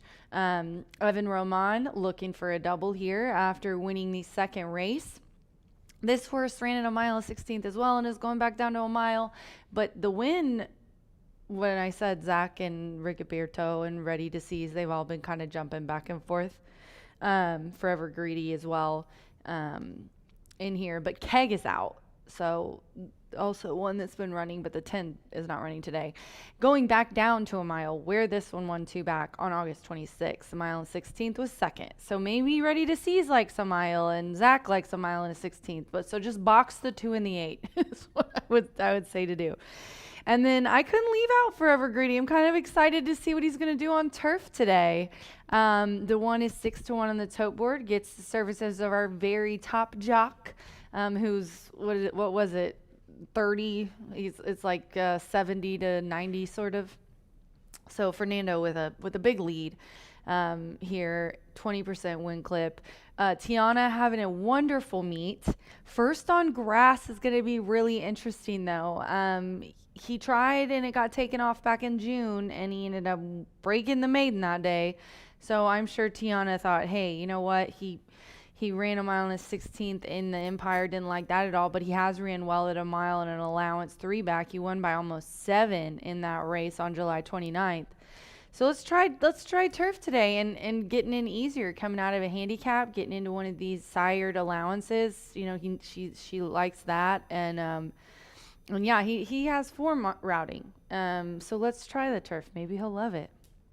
2-8-1, and then I will just quickly mention Rigoberto. I mean, gosh, Manny Esquivel for Cipriano Contreras, 4-year-old gelding. This guy's super consistent too. I mean, he's lit up the board in every single start that he's had, except 3.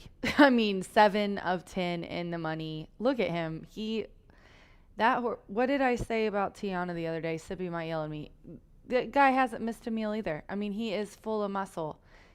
He's just a beast, and I'm, you know, I would definitely include him, but I gave it to the others because Tiana, I probably would have done 2-8-4, to be honest with you, but I'm really interested to see what Forever Greedy will do on the inside on the grass. There is our boy B's late Fire 5 ticket. It's $48. He just hit one on Thursday for $450. So get on it. You get those for free here at Horseshoe Indy. We're 5 minutes a post. Good luck.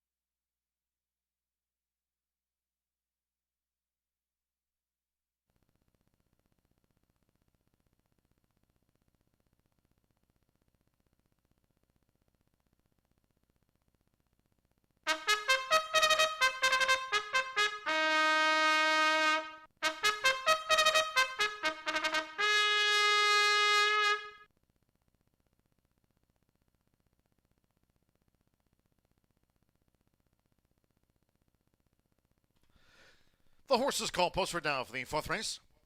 The first of those Cardiff for the turf course here. Course rated firm, around the 24 feet this race week here in the mile. Scratch the 10, main track only entered Keg. Scratch the 10. Exacta, trifecta, superfecta. Double pick 3 starts at the 50-cent late pick 5 and the $1 horseshoe hat trick all turf pick 3 featured. Firm and fast. 2 minutes. 2 post time. 2 and 2.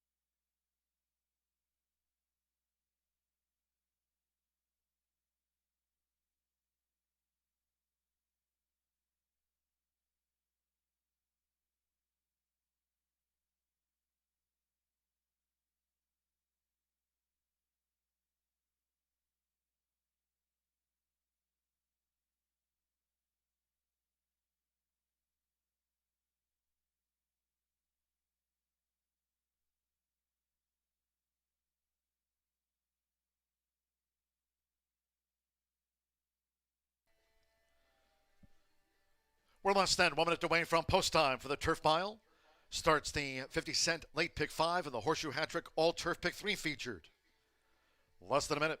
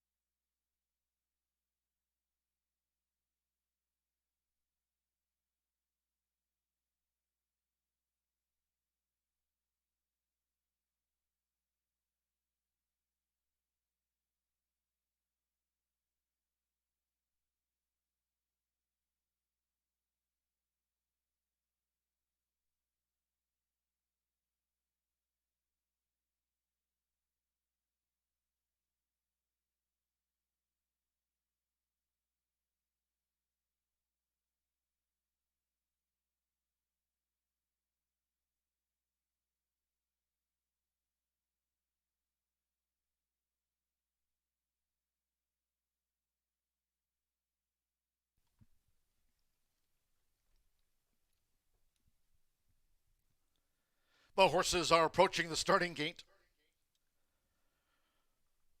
The first of 3 times today here at Horseshoe Indianapolis, crossing over to the turf course on final approach for the mile start.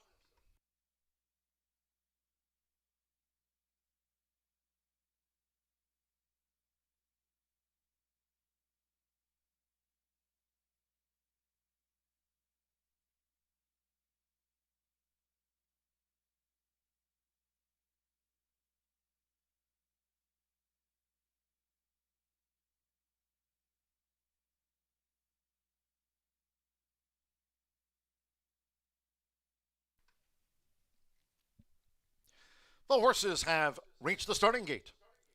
It is now post time. Loading for the turf mile. Fernando de la Cruz with Forever Greedy. Joseph Romero, Turbinator. Here are the Tiana Richardville, Train 2. Black blinkers, orange shadow roll for Turbinator. Tells them apart. Alberto Burgos with Zach coming up. Sammy Bermudez with Creek Valley. Take Charge Justice, Joe Ramos on the Monday score sheet. Moving into the starting gate here, sponsored by B&H Electric this season. Jose Gutierrez with Secret's Image. Manny Esquivel with Rigoberto. Due back for the turf mile. Ready to seize. Evan Roman has a win on the card, so stand by. One more, Joel Albornoz with Looking Good Lewis. Turf firm, rail at 24 feet this race week. They're in the gate. They're off. Forever Greedy comes charging out from the rail for Fernando de la Cruz. Rigoberto with Turbinator and Star Spangled Image, another that's forward. Zach in the green cap. Here's Creek Valley with to the inside. Take Charge Justice next. Looking Good Lewis and Ready to Seize has dropped back to last with Manny Esquivel. Rigoberto leads out to the stretch. 6 furlongs to go. It's Rigoberto who leads Turbinator, and toward the inside, Forever Greedy is saving ground with the rail at 24 feet. Creek Valley comes up in the white helmet. Then Star Spangled Image, Zach taken back. Zach needs to settle there for Alberto Burgos. Passed out wide by Take Charge Justice now, who's looking to improve position. But Take Charge Justice is on the far outside. Zach near the rail, a length and a half to Looking Good Lewis, and still 3 more lengths astern. Ready to Seize remains last. 23.09 lead seconds, going past the half-mile pole. And it's Creek Valley, half-mile 46.53 seconds. Creek Valley leads the turf mile. Creek Valley in front of Rigoberto by 4. It's 2 more to Forever Greedy, and on the outside, Turbinator, Tiana's 2.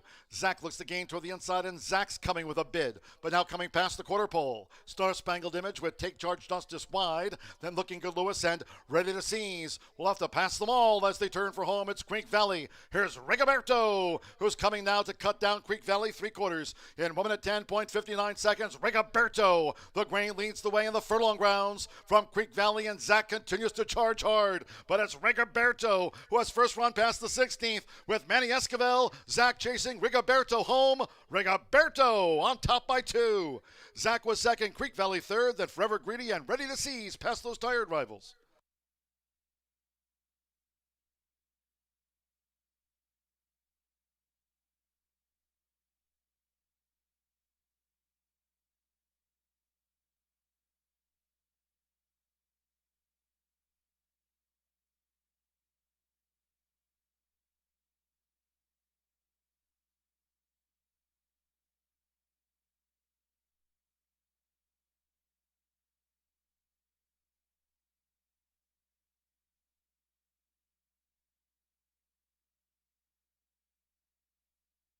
$135.48 after the turf mile. Fur.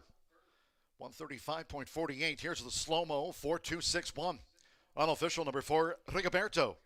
5-2 first, 2 Zach. 5-2 second. Good effort. 6 Creek Valley at 10 to 1/3. 1 Forever Greedy at 9 to 1/4. 4.261.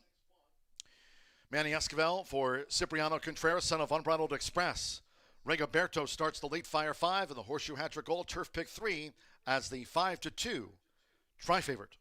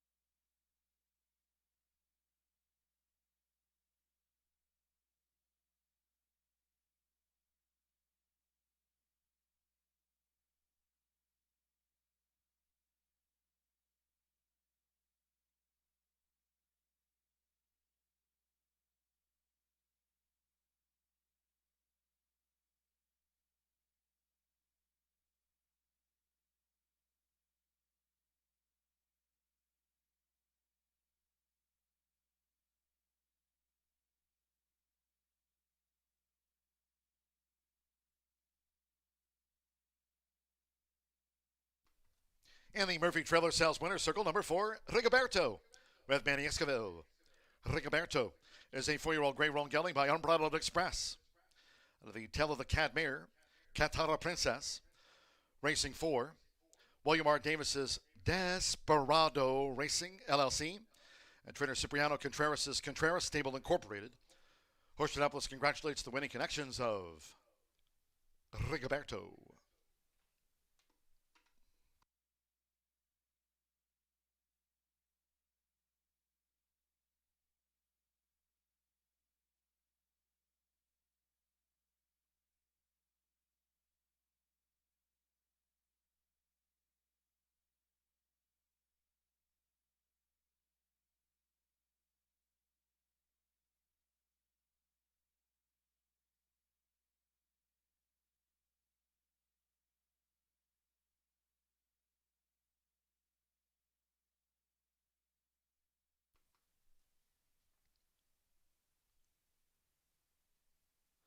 Result official.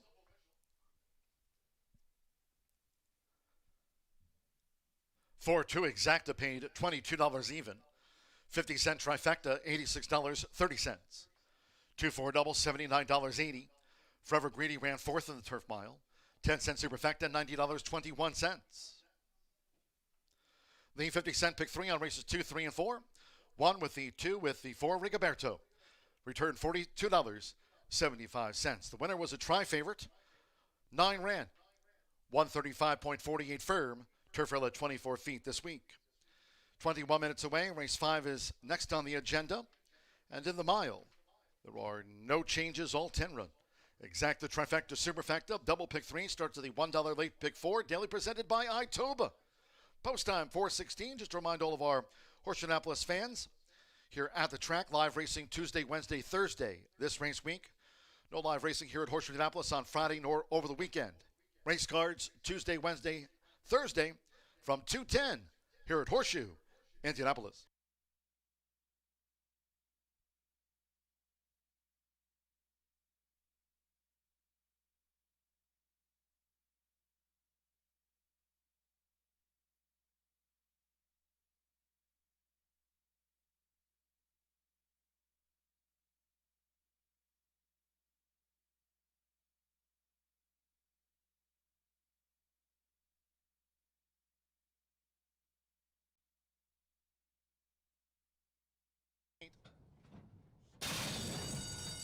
They're off.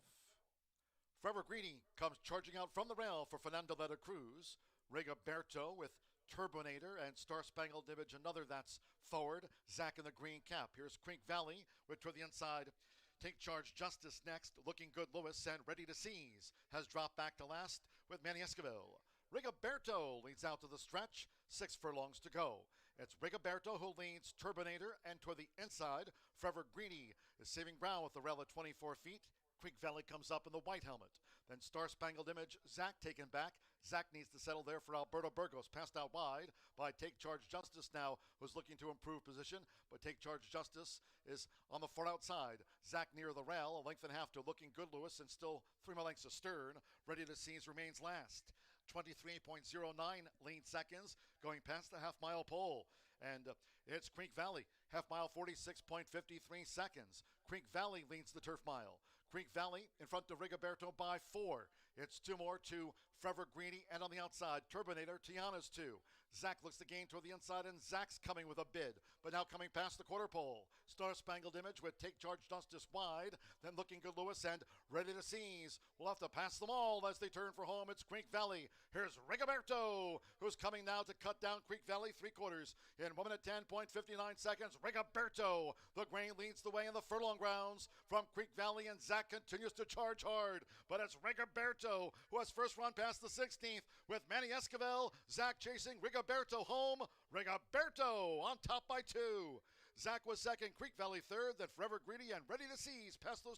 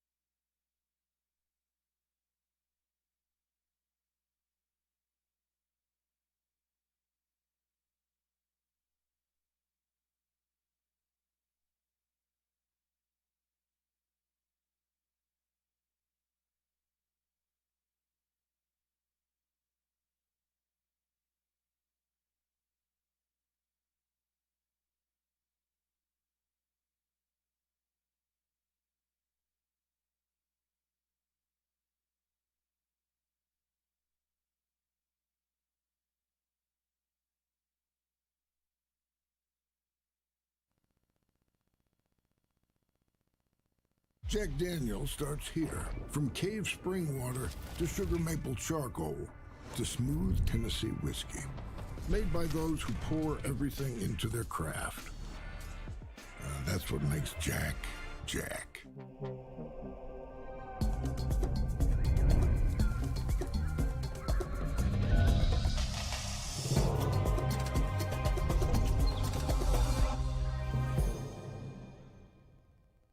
At the Thoroughbred Aftercare Alliance, we believe in giving every thoroughbred a second chance. And thanks to you, the owners, trainers, breeders, and every supporter, you've created a ripple effect of change that's helping these magnificent animals move on to new careers and safe, fulfilling lives after racing.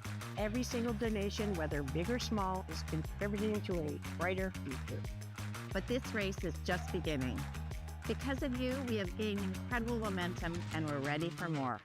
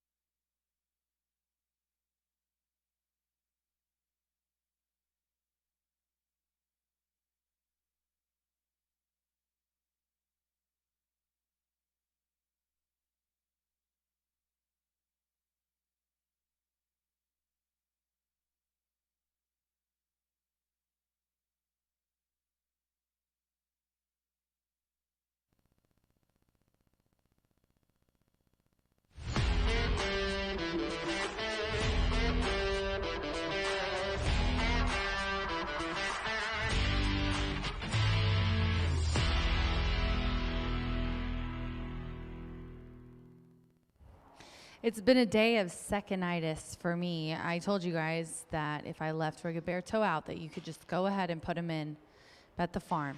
And what happened? Very nice trip by Manny Esquivel there for Sippy, $7 winner. We're going to move on to this claiming for 8,000. We're just 9 minutes to post, and the 2 is the favorite. It is favored at 3-2. Just what a nice horse, honestly. Fervent prayer, dropping down from claiming to 20. This horse broke the maiden so wonderfully at a mile and a 16th. We're at a mile today on the dirt. And then just hasn't done much since. We're switching to the bug boy, Mr. Jose Gutierrez. He's riding here for Mr. Tony Granitz. Yeah, like I said, I mean, it's just the class drop, obviously. And on top of that, Tony's putting blinkers on him today. I think it's really going to wake him up. It really just returning to a route as well. I think that he likes that the best. They tried a little bit different. He might like a little extra ground, but he was at a mile and a 16th when he broke his maiden on a dirt. Then he tried the turf routing, did not like that. Then was back to a mile and a 16th at an allowance. In that race, he got a nightmare trip. He stumbled at the start, he was wide. And then they were like, okay, well, let's go back to sprint this last race on September 23rd. Nope, that was not it. So I like that we're getting back there and we're going down. We're giving him even more class relief. With that, he should be the easy winner in here. Let's go to the 5, Innisfree Lad. We've got Innisfree Lad and Innisfree Lass from Mr. John Hedden. And he is coming off a second by a head here in this same class of 8, September 16th. He had a bullet work going into there, and he looked good. He just really did get caught right there. And I think that the break is a little hard for him. He's obviously on the muscle here in the paddock. You can tell he feels really good. He's always a little amped up before a race, and you can tell by the start of these. I mean, he was bumped and squeezed. He got real wide, bumped hard, bumped at the start, awkward start, bumped, rallied, but he rallied after being bumped and taken back. He was 9th by 9.5 lengths. He was last by 9.5 in that race and still came back to almost lose a head. So definitely cannot leave out Innisfree Lad in here. He's also owned by John. He was bred by Mr. Gary Patrick as well, and gets our leading jockey, Fernando de la Cruz. Now we're going to go to the 9 here. 9-1 right now on the tote board. I knew that the 2 was going to be really, really bet hard. Tried to find a little bit of a long shot here. Song of the Veil is who I'm going to go with. Aaron West is the trainer. Sammy B aboard for him. Coming off of a sharp 4 furlong work, 48-2, 6 of 31. Aaron, I think he's top 5 in the trainer standings right now. He's had a couple of nice wins in the last week. And with that work, I just think that this one's, moving forward, owned by Bone Doctor Stables.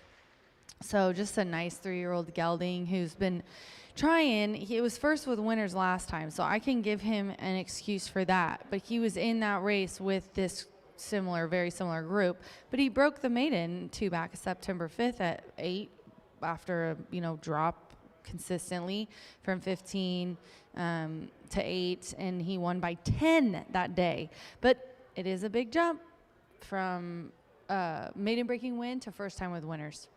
So I've got 2 on top here, and it is now 8-5 on the tote board. 2-5-9 for me in the 5th race. This does start the late Itoba pick 4. I'm going to go over here and see what Joe Ramos's agent Bugsy's talking about. Good luck.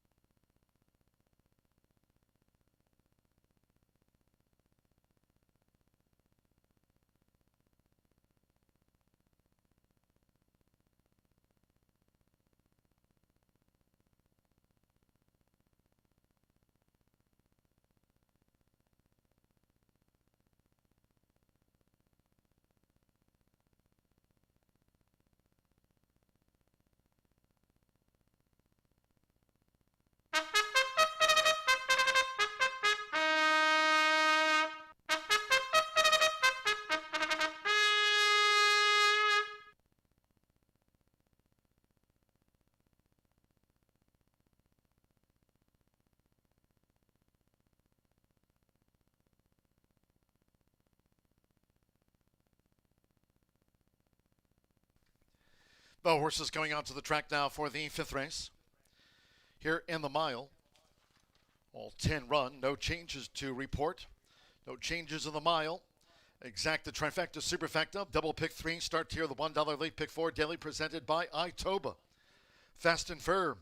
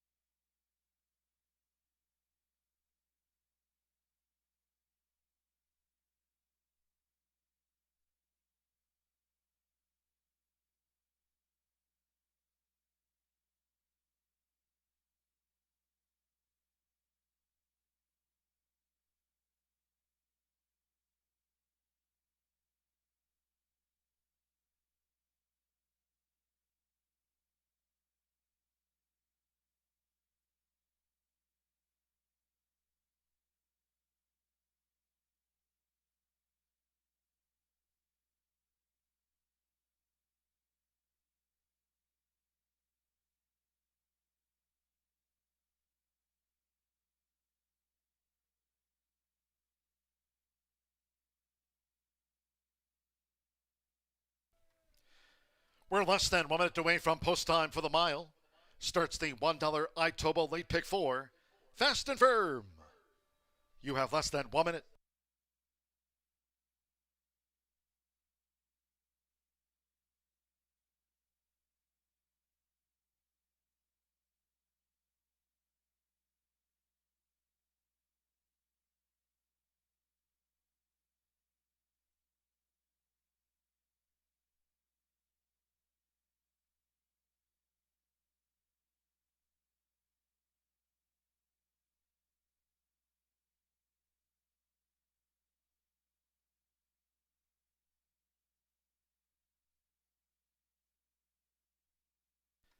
The horses are approaching the starting gate.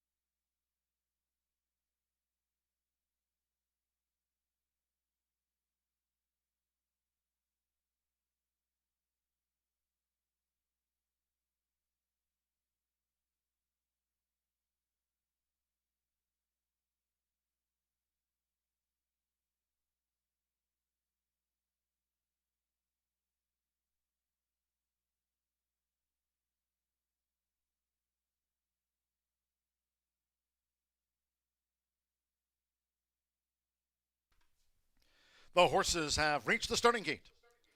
It is now post time. Loading for the mile. Mitchell Morrow with Charlie's Little Devil.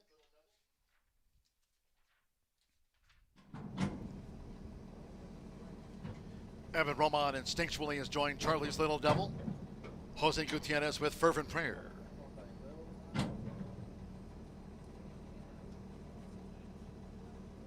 Andres Aloha Chanakee has the gold house signing cap. Alberto Burgos with Bachman, black with the red diamond belt. Luis Contreras by Miley's Vow. No Manches, Marcelino Pedrosa Jr. Karen Riddick Silks. No Manches in. Fernando de la Cruz with Innisfree Lad. Silver Bermudez with Song of the Veil. One more, playing the angles. Joe Ramos won the first of the day. Here over the mile. Fast and firm here. Your favorite Monday track. They're in the gate. They're off. Good start for Chanakee with Charlie's Little Devil. There's Fervent Prayer going for an early run and splits horses as they make their way into the first turn. Wide Song of the Veil in the purple silks and playing the angles on the far outside. It's Fervent Prayer. So with Jose Gutierrez, Fervent Prayer takes charge of the pace and leads these Indiana breds to the back of the track, just over 6 furlongs to run. Playing the angles up into second position from Song of the Veil, running in third near the rail. It's a break of 4 more to Charlie's Little Devil, and these leaders have really stretched them out after a couple of furlongs, making their run toward the half-mile pole. Chanakee in the gold is next from Innisfree Lad, still 4 more to No Manches, who joined toward the inside by Miley's Vow. The gray is instinctually running second to last, and Bachman beaten for speed. Quarter was 23.76 seconds.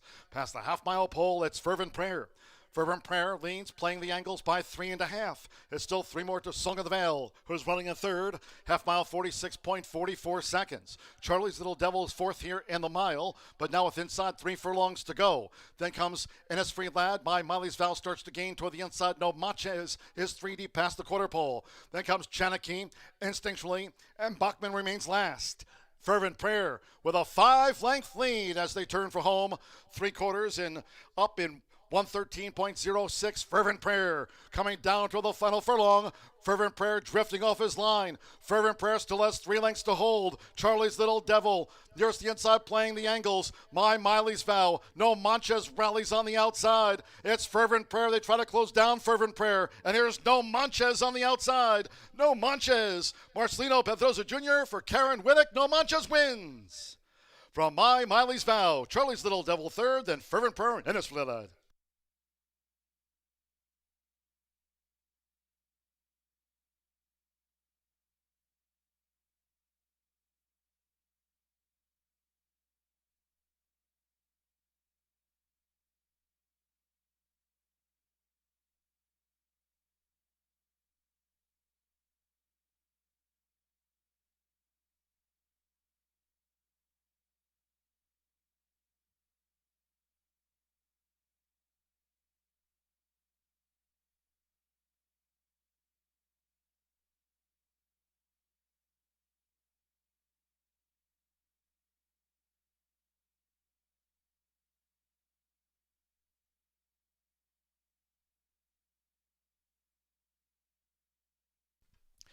$142.35, 8-4-1-2, and then a photo for fifth.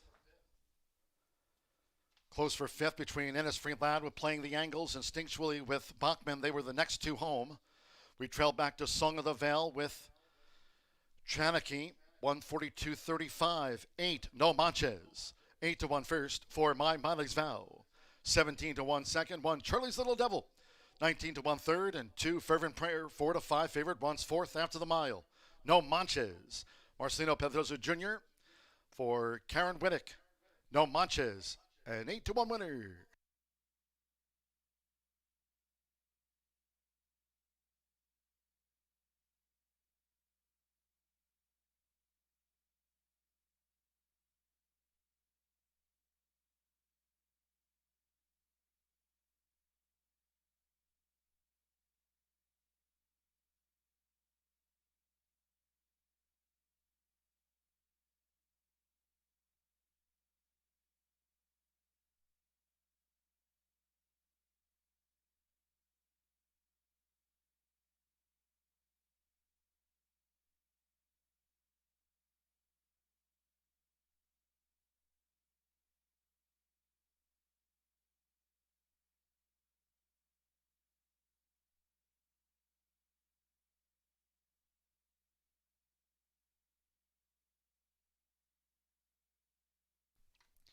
Returning to the Murphy Trailer Sales Winner Circle, the 8, No Manches, with Marcelino Pedrosa Jr. No Manches is a 4-year-old big gelding by Free Drop Billy. Out of the Portobello Road mare, Cash Me Outside. For Karen Whittick Racing LLC and David Payne's Beers Racing LLC. Horseshoe Indianapolis congratulates the winning connections of No Manches. He was bred here in the Hoosier State by Karen Whittick.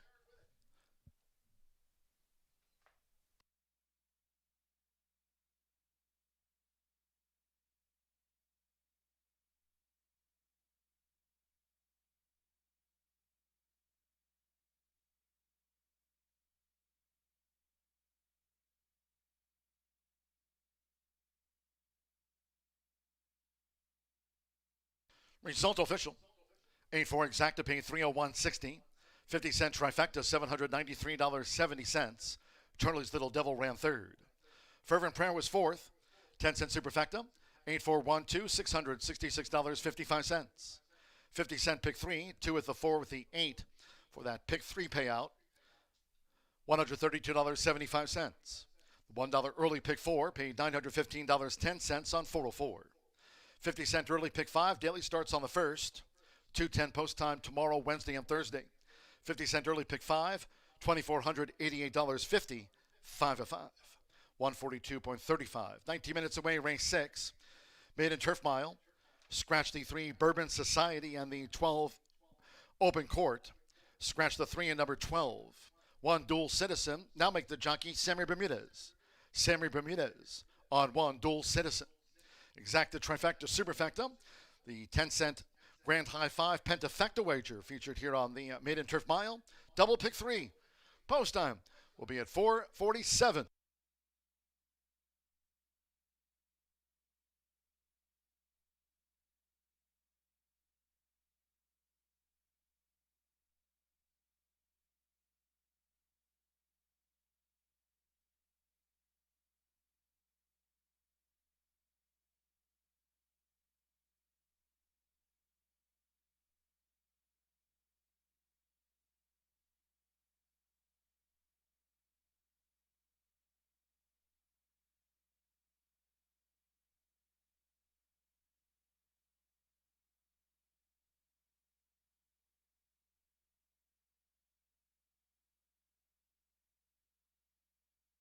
They're in the gate.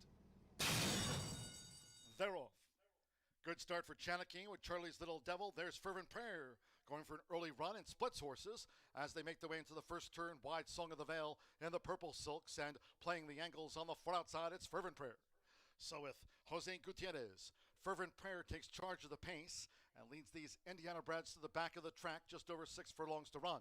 Playing the angles up into second position from Song of the Veil, running in third near the rail. It's a break of 4 more to Charlie's Little Devil, and these leaders have really stretched them out after a couple of furlongs, making their run toward the half-mile pole. Chanakine in the gold is next from Innisfree Lad, still 4 more to No Manches, who joined toward the inside by Miley's Vow. The gray is instinctually running second to last, and Bachman beaten for speed.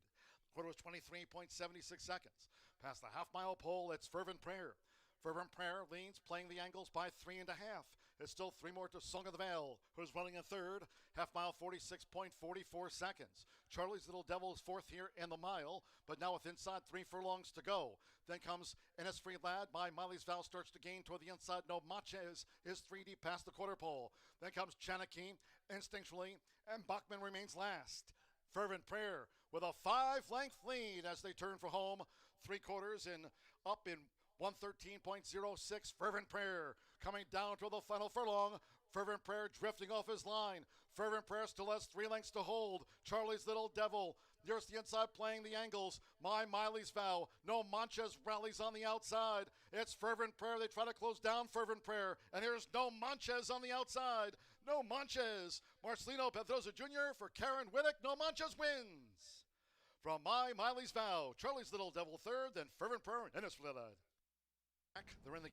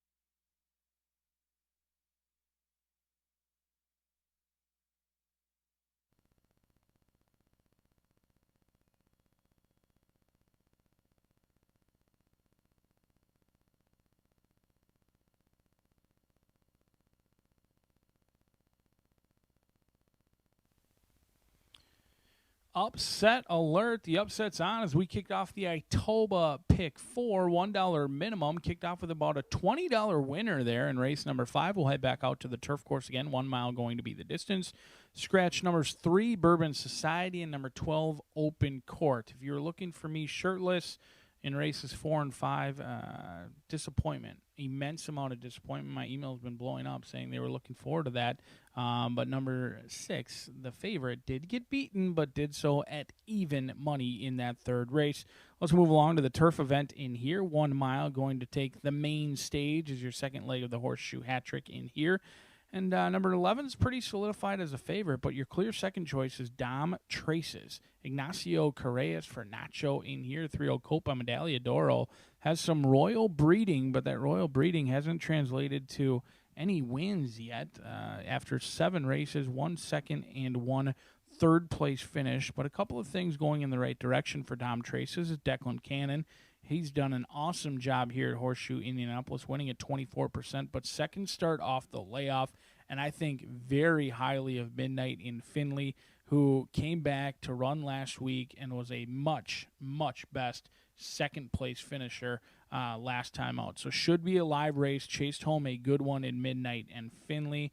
And second start off the layoff should be fitter, should be more tight today.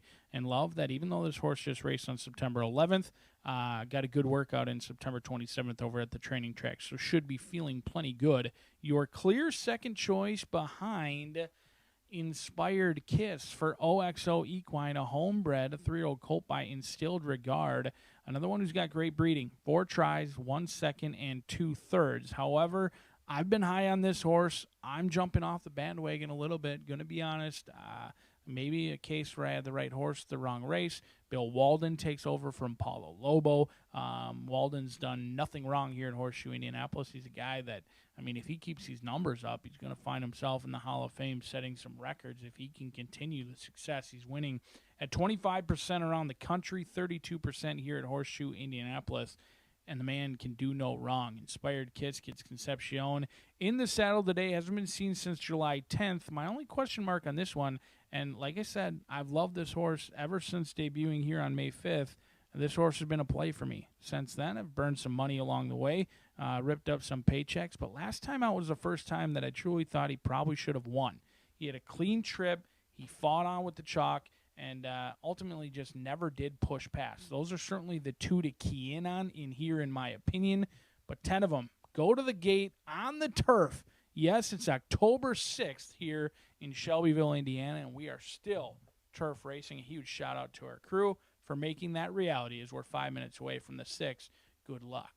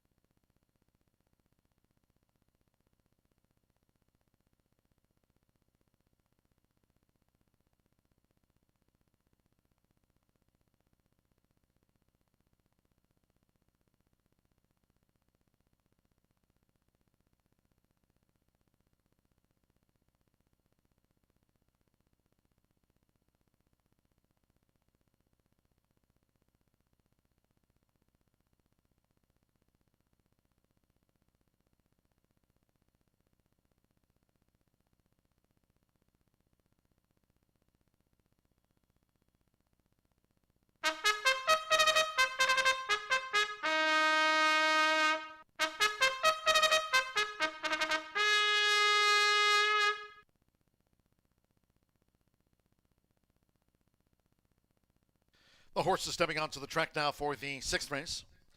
Here, maiden turf mile, a field of 10. Scratch number 3, Bourbon Society. And the 12, Open Court, was entered as an MTO, course firm.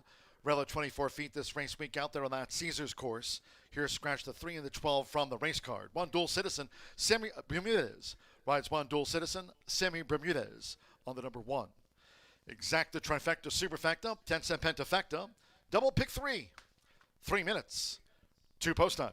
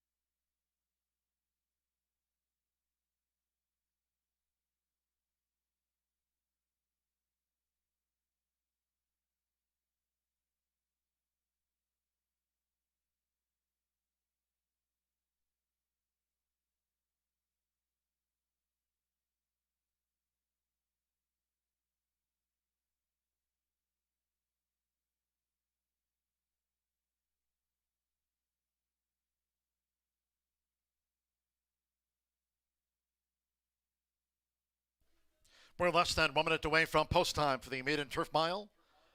Less than a minute.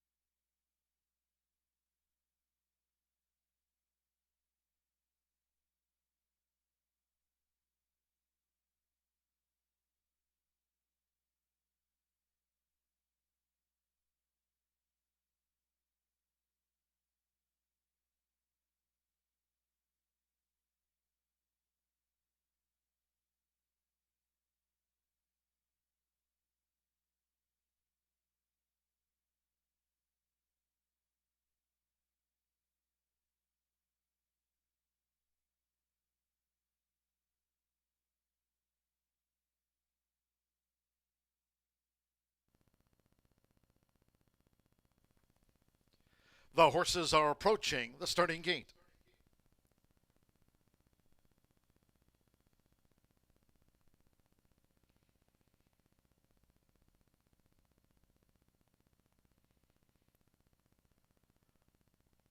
For a second time today, crossing over to the turf course here. On final approach for the mile start for the maiden.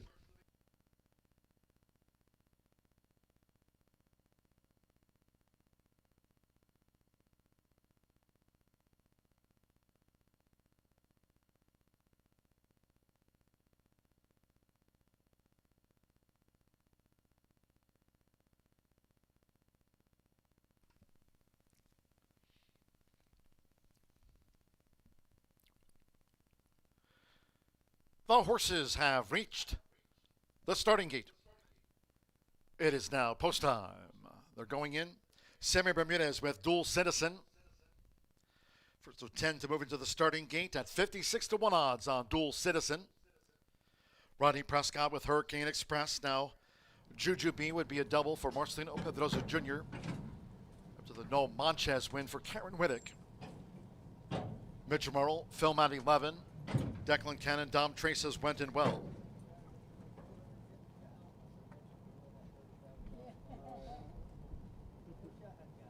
Love and Lights. Fernando de la Cruz. Michelle Elliott trains now. Here's Love and Lights.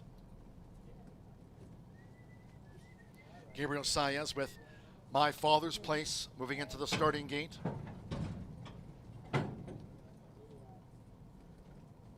Maiden here over the mile. Course firm rail at 24 feet this race week here at Horseshoe Indianapolis. Now Love and Lights has moved in. Nick Juarez with Baker Hayfield. James Graham full command. One more. Axel Concepcion with Inspired Kiss. Even money favorite. Inspired Kiss over the mile.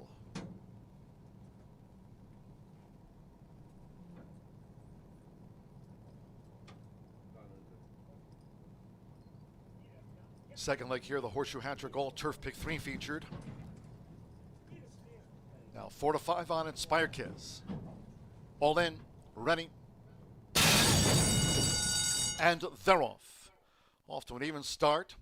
Dual Citizen away well for Sammy Bermudez. Juju B is right there now with an early bid. My Father's Place and on the outside. Here's Baker Hayfield. It's Juju B.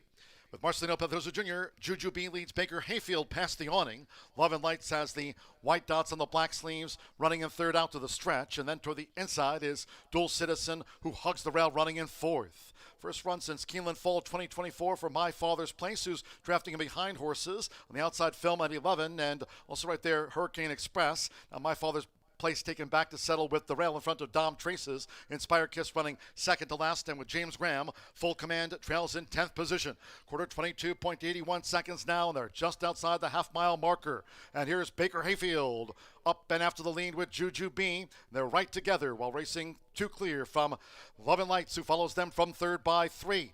Then comes Hurricane Express, and on the outside, Film at 11. They're a joint 4th. Dual Citizen in 6th. Dom Traces improving now from 7th for Declan Cannon, and Dom Traces starts to quicken around the far turn. And following Dom Traces, Inspired Kiss coming with a run. Then comes Dual Citizen, and Full Command is last. They come past the quarter pole, and Baker Hayfield, and toward the inside, Juju B. They've been together forever. 3 quarters at 1 minute 10.63 seconds. Juju B. Baker Hayfield now fully extended by Juju B, who's holding on to this lead, coming down toward the final furlong. Dom Traces full on now for Declan Cannon. Dom Traces sweeps past Juju B. Near home, it's Dom Traces. And Dom Traces to win it by 2 from Juju B. Inspired Kiss was third, then Baker Hayfield with Hurricane Express, Love and Lights, and My Father's Place next.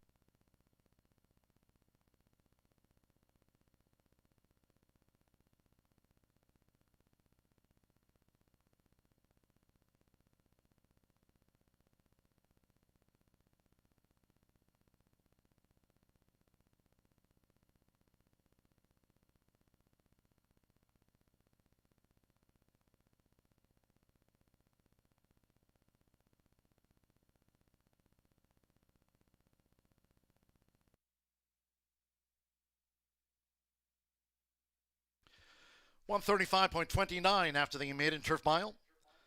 135.29, 4-2, 11, 10, 7, 4. Dom Traces, 3-1 first. Declan Cannon for Ignacio Correas.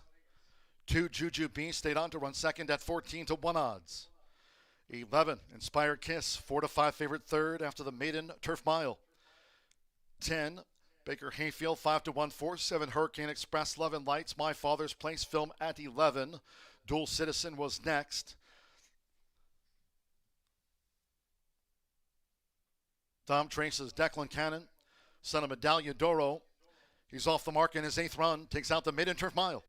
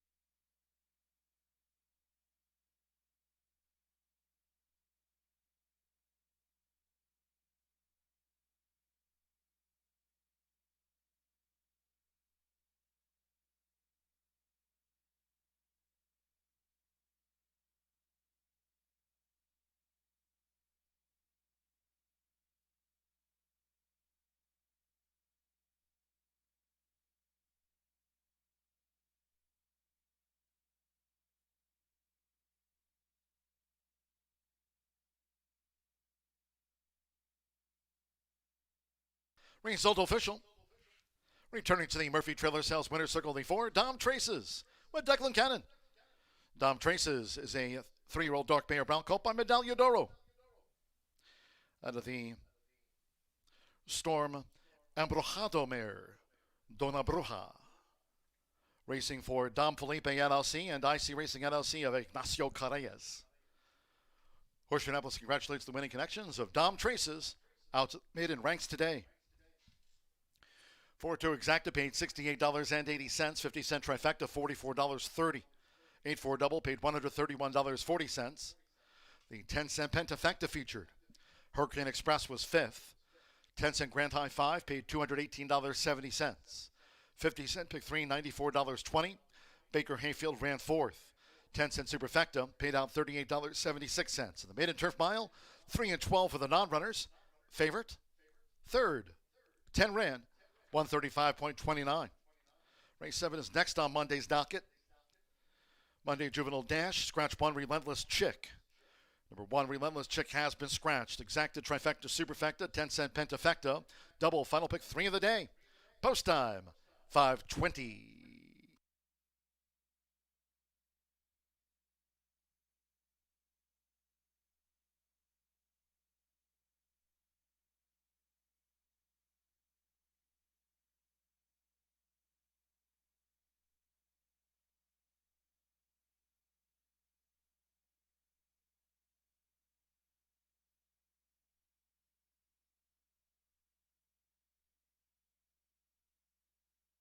Ready.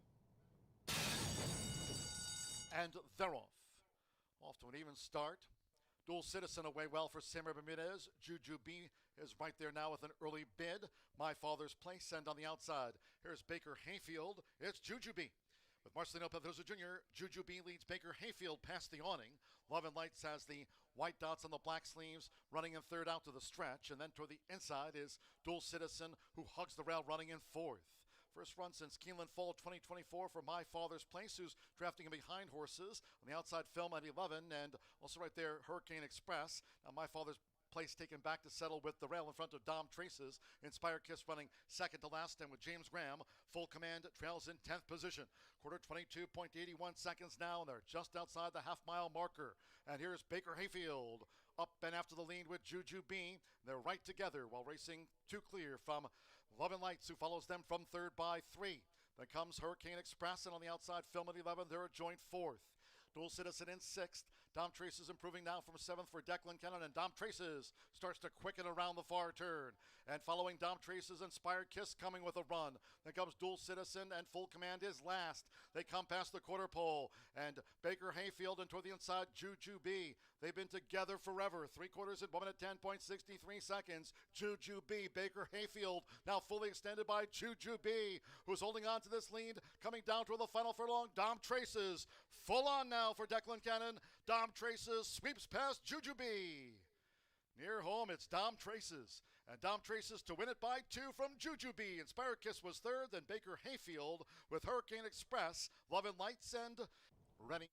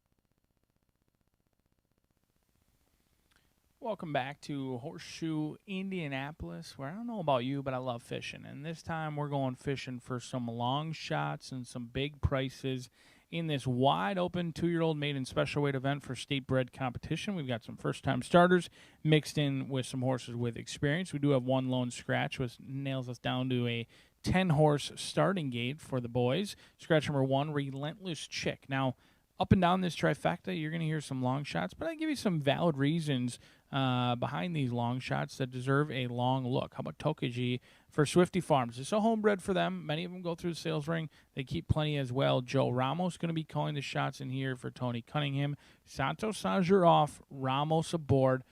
Don't mind the jockey change at all. You've got a 16% winning rider who's going to be hopping aboard this second-time starter. And this horse took a little bit of action in an 11-horse field, indicated that they could run a little bit. Silver Scion kind of ran away and hid. So even though they were beaten by 20 lengths, it's a little misleading that Silver Scion did win by 9 lengths in a dominating effort. Now, they were flattered. Your third-place runner, Show Me Justice, did come back to win as well. This horse broke sharp, took back in kind of an uncomfortable spot. I wasn't really sure if it got tight or just shied away, but they broke down on the inside. They move out just a couple of post positions today, but they did break sharp, so hopefully we can cross over and clear. They kind of lost their action midway through the turn, and I figured there'd be better days ahead. At least that's what I'm hoping. Ramos aboard, always a good sign. No work since, but comes back and didn't get much out of that last race. I know that the break is going to be just fine. This horse has early speed. Didn't get an opportunity to finish because they checked back, lost a lot of action, and frankly lost their momentum. There's absolutely upside in a horse like this. We'll see if that upside is today, and it works out in our favor. 20-1 morning line, currently 7-1 on the board, taking some early love in here. Projected, even though I love to see 20-1, DRF algorithm showcases that this horse is going to be half of that at 10-1 on the board. But speaking of long shots, this one is 12-1 on the morning line. Yolola going to pick up the mountain here for Mass Thoroughbreds. Hard Luck Prayer in post position number 9, currently 8-1 for Bob Gorham. Fernando de la Cruz, our leading rider, is off. Now he hops on elsewhere. However, this horse was the favorite. Didn't take some action, took all of the action, and that was, frankly, right in the face of Silver Scion. Silver Scion is a 10-length winner. It is not often that the barns or, frankly, the computer systems swing and miss that much. If there's a 10-length winner, they are usually odds-on or 2-1. Not in this case. Hard Luck Prayer went off as the favorite and finished 10th out of an 11-horse field. So why are you picking this horse that finished 10th out of an 11-horse field and only beat one horse home? Especially when your leading rider, he hops off to run elsewhere, and Yolola gets aboard. Yolola's brought home some of the nicest long shots of the season, and Hard Luck Prayer had a tough luck race, was taken back right out of the gate. This horse had trouble out of the gate, and the gate workouts kind of indicate that. In fact, 5 gate workouts in a row. Maybe it's foolish for me to think that Hard Luck Prayer can figure out the starting gate. 5 gate works tells me there's gate issues. However, despite all of those gate issues and despite the red flags being prominent with 5 consistent back-to-back gate workouts, this horse still went off favored. So must have shown something in the morning that this horse can run a little bit despite being slow out of the gate. We'll see if Yolola can correct that with some quick hands and some right out of the gate. 8-1 on the board, but the 3 is taking all the action. 6-1 morning line. The word is out for Steve Fosdick. Not often do you see success both on the track and in the win pools, going from maiden claiming up to maiden special weight. Biggest jump in the game aside from taking on winners for the first time, but better seemingly don't care for this good-looking chestnut by Z Lucky, who turned out awesome. Alberto Burgos is going to be aboard as he was on September 29th. The problem is that was just a week ago. Asking the 2-year-old to come right back is a tall task. You've got a couple negative things here for your 9 to 5. A week's rest, short rest for the weary. We've seen plenty of horses do it, but asking a 2-year-old to come back on a week is asking a lot. You couple that with going from maiden claiming up to maiden special weight, it's a huge difference. Now, the good news and the positives are this horse settled nicely and passed horses in the lane. They came from off the pace. They came with a good run. They just could not catch Show Me Justice, who was favored that day. Z's Fireball could be any sort, and here the homebred for Blaine Davidson has the ability that not many 2-year-olds can, and that's an ability to pass horses, but does need to get tested for class and short rest. We'll see if Z's Fireball can put together back-to-back nice performances, or we'll see if maybe one of these others in here could jump up and run a big race. Tokaji or Hard Luck Prayer. I'm leaning into the horses with experience, even though none of them are all that impressive, at least on paper. We'll see if those horses with experience can trump the talent of what could be with some of these firsters, as Randy Klopp and Fernando de la Cruz send out Powerful Justice, a 10-horse field of baby boys taking the main stage on a Monday afternoon here at Horseshoe Indianapolis. We'll see if long shot hunting continues or if we're just going to be wasting our time.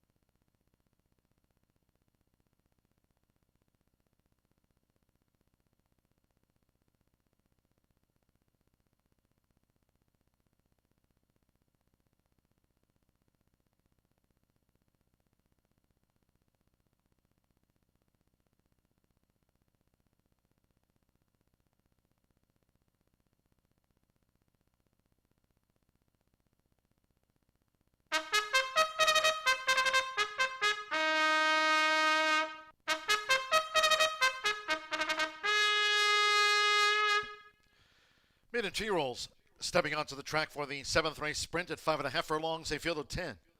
Number 1, Relentless Chick has been scratched. Scratch the 1, Relentless Chick. Exacta, Trifecta, Superfecta.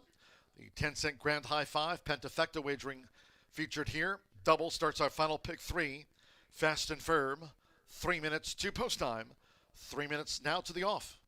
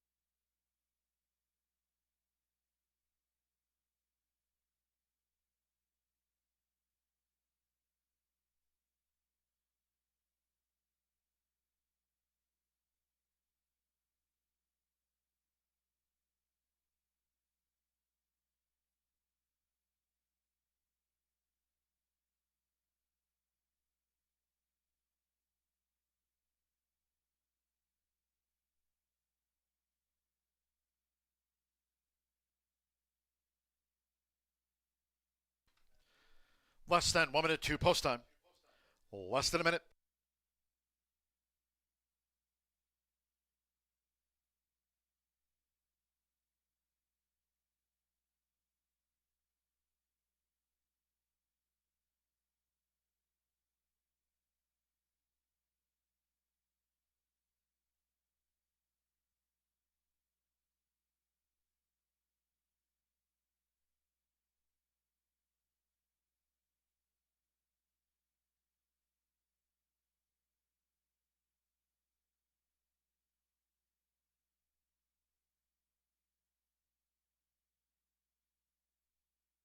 The horses are approaching the starting gate.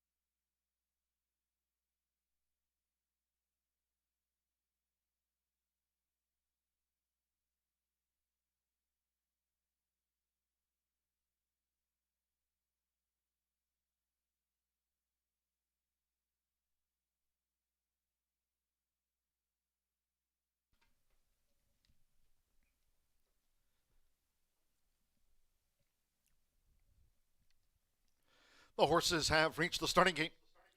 It is now post time. They're going in. Fernando de la Cruz with Powerful Justice making his bow, and Powerful Justice went in well. Rodney Prescott with Infinite Speed. First two in. Evan Roman with Hunted Prayer.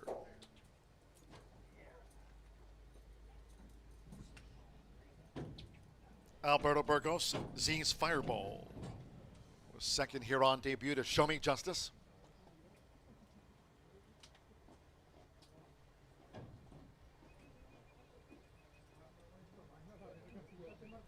Right now, Z's Fireball 2-1 favorite. 5-2 Powerful Justice, and 7-2 Infinite Speed.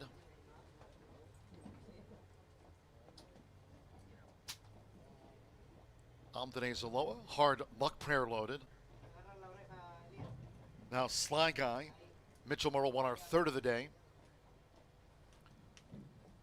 Now Z's Fireball.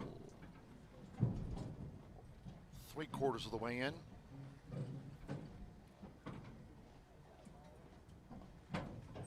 Now Z's Fireball installed. Joe Ramos with Tokaji.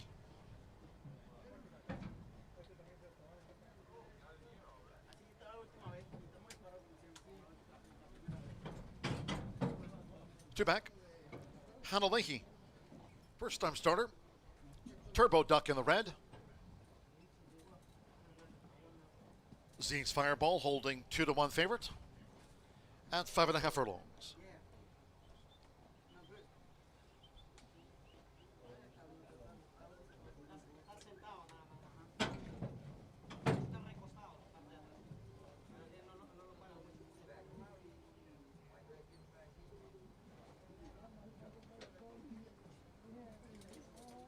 Jose Gutierrez, Mitchell's Joy. Now one more. Joseph Romero and Dahmer, like Powerful Justice, both for Randy Klopp. Dahmer 9-1 for a slice of the action, all in line. Z's Fireball getting fidgety. Has the trigger. Often sprinting. Infinite Speed was quick to break the line. Tokaji toward the inside. Here's the first-time starter, Powerful Justice, making a dash for it from the rail for Fernando de la Cruz. And Z's Fireball is right there. The scramble's on. It's Powerful Justice, Tokaji, Z's Fireball. Infinite Speed. The quartet at the 3.5. With on the outside, Mitchell's Joy in the purple silks and cap. Off the battle up front. On the far outside is Sly Guy as they roll to 3 furlongs from home. Then nearest the inside is Turbo Duck in the red silks and cap. Powerful Justice Vibit has dropped back. Powerful Justice is spent as they turn for home. And then farther back to toward the inside is the gray Hunted Prayer. Farther back to the far outside Hard Luck Prayer as these maiden 2-year-olds come for home. Nearing the final furlong, it's Infinite Speed who's been in a battle. Z's Fireball, Tokaji's under pressure. Turbo Duck is coming. Powerful Justice continues to rally on with on the outside Dahmer with this bid. They come past the 16th. Here's Dahmer. Dahmer descends on Infinite Speed with on the outside Hard Luck Prayer. It's Dahmer and Infinite Speed. Dahmer narrowly. Dahmer dived out at the finish from Infinite Speed, and Hard Luck Prayer was nearest at the finish from Hunted Prayer, then Turbo Duck, Powerful Justice, Z's Fireball, Tokaji, and the last two to pull up were Mitchell's Joy and Sly Guy.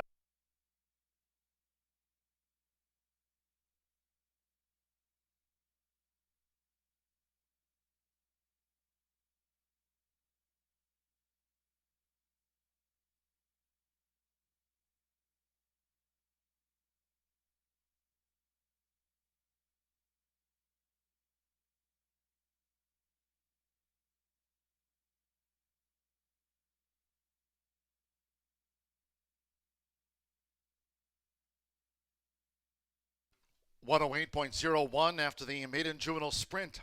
Dash home, 108.01. Judges calling for a photo. It was 7-1 on Dahmer. Infinite Speed, Hard Luck Prayer, Hunted Prayer. Turbo Duck for the Pentafecta. Z's Fireball, Powerful Justice. Together past the finish.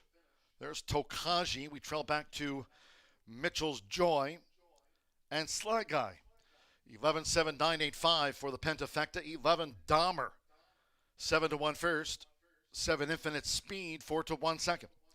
Number 9 Hard Luck Prayer at 10-1 third. 8 Hunted Prayer. 19-1 fourth. And 5 Turbo Duck. That first time starter rounds out the Pentafecta frame. So it's Dahmer, one of the Randy Klopp 2. Joseph Romero, son of Unbridled Express. 7-1 winner on Dahmer.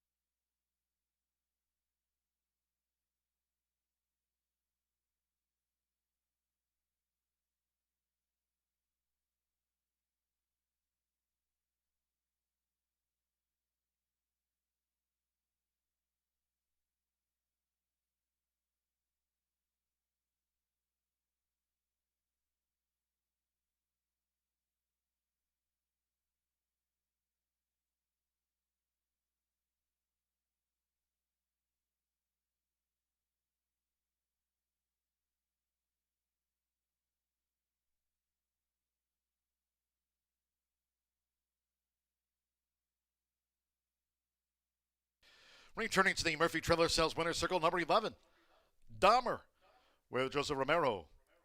Dahmer is a 2-year-old gray roan gelding by Unbridled Express out of Smarty Bird by Smart Strike. Randy Klopp trains for Michael Klingler's Klingler Thoroughbreds LLC. The winner was bred here in the Hoosier State by Klingler Thoroughbreds. Horseshoe Indianapolis congratulates the winning connections of Dahmer out to the maiden ranks.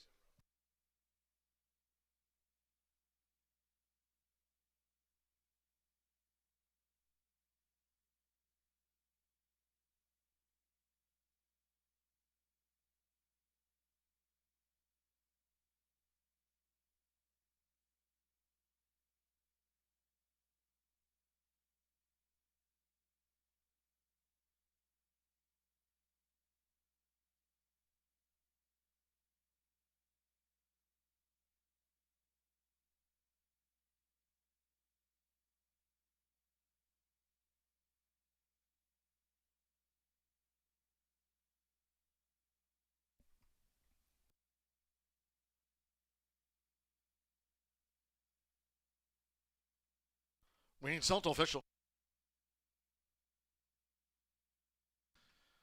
11-7 exacta paid $75.20. We'll have a carryover from the Pentafecta of $3,849. That 10-cent grand high five on to race 8, the mid and distaff turf. 50-cent trifecta. 11.79, 195.40, 411 double, $117.60. 10-cent superfecta paid $298.23. 100 prayer ran fourth. 50-cent pick 3, 8 with the 4 with the 11, Dahmer. $207.10. And again, that 10-cent pentafecta carries over to race 8. It's ahead in 21 minutes time. In the next one, scratch the also eligibles. 13, Forbidden Friend. 14, Rather Distinct. 15, Bella Bluegrass. And 16, Perfect Union. Scratch the also eligibles, 13 through the number 16. 11, Rosa's Miss Priss, the jockey Semir Bermudez. Semir Bermudez rides 11. Rosa's Miss Priss. Exacta trifecta superfecta. Final double of the day.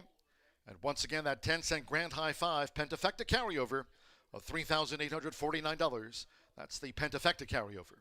Post time, 5:53. Getting fidgety. Has the trigger. Off and sprinting. Evident Speed was quick to break the line. Tokaji toward the inside. Here's the first-time starter, Powerful Justice, making a dash for it from the rail for Fernando de la Cruz. And Z's Fireball is right there. The scramble's on. It's Powerful Justice, Tokaji, Z's Fireball. Infinite Speed. The quartet at the 3.5. With on the outside, Mitchell's Joy in the purple silkskin cap. Off the battle up front. On the far outside is Sly Guy as they roll to 3 furlongs from home. Then nearest the inside is Turbo Duck in the red silkskin cap. Powerful Justice Vibet has dropped back. Powerful Justice is spent as they turn for home. And then farther back to toward the inside is the gray Hunted Prayer. Farther back to the far outside Hard Luck Prayer as these maiden 2-year-olds come for home. Nearing the final furlong, it's Infinite Speed who's been in a battle. Z's Fireball, Tokaji's under pressure. Turbo Duck is coming. Powerful Justice continues to rally on. With on the outside, Dahmer with this bid. They come past the 16th. Here's Dahmer. Dahmer descends on Infinite Speed. With on the outside, Hard Luck Prayer. It's Dahmer and Infinite Speed. Dahmer narrowly. Dahmer dived out at the finish from Infinite Speed. And Hard Luck Prayer was nearest out the finish from getting fidgety.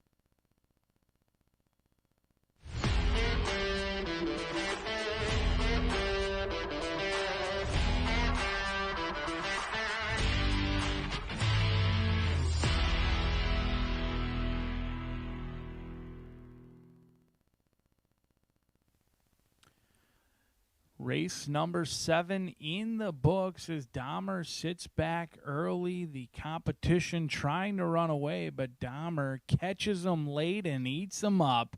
Dahmer with a big maiden-breaking score in race number 7. We're on the turf in race number 8, mile and a 16th, scratch 13, 14, 15, and 16.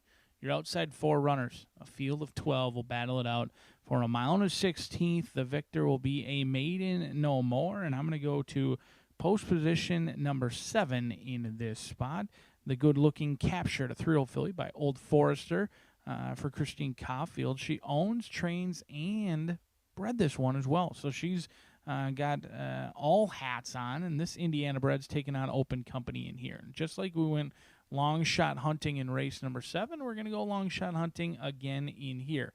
How about an Indiana bred taking on open company? I was incredibly impressed with Captured on the turf debut. This horse had shown a little bit of run sprinting on the dirt, but really flourished once they moved to the turf, and I don't expect this horse to get any action. 28-1, 30-1 morning line, projected to go off maybe 35-1 on the board. So I'm going to try and improve the ROI in here. This is a horse who had the lead at 70-1 in the 10-horse field, still finished second, ran huge, sat just off the leader, and battled on and showed some grit and determination, losing to fifth wheel. It's a long shot that I like, still lightly raced. This 3-year-old filly goes out to the turf for the second time, tries 2 turns for the second time, and there is just a lot to fancy in here with Captured, and I am cheering for a small outfit like Christine Caulfield, owner, trainer, and breeder in here for Captured at a big price. But the 2 makes a lot more sense or based on what you see on paper with 2 turntables.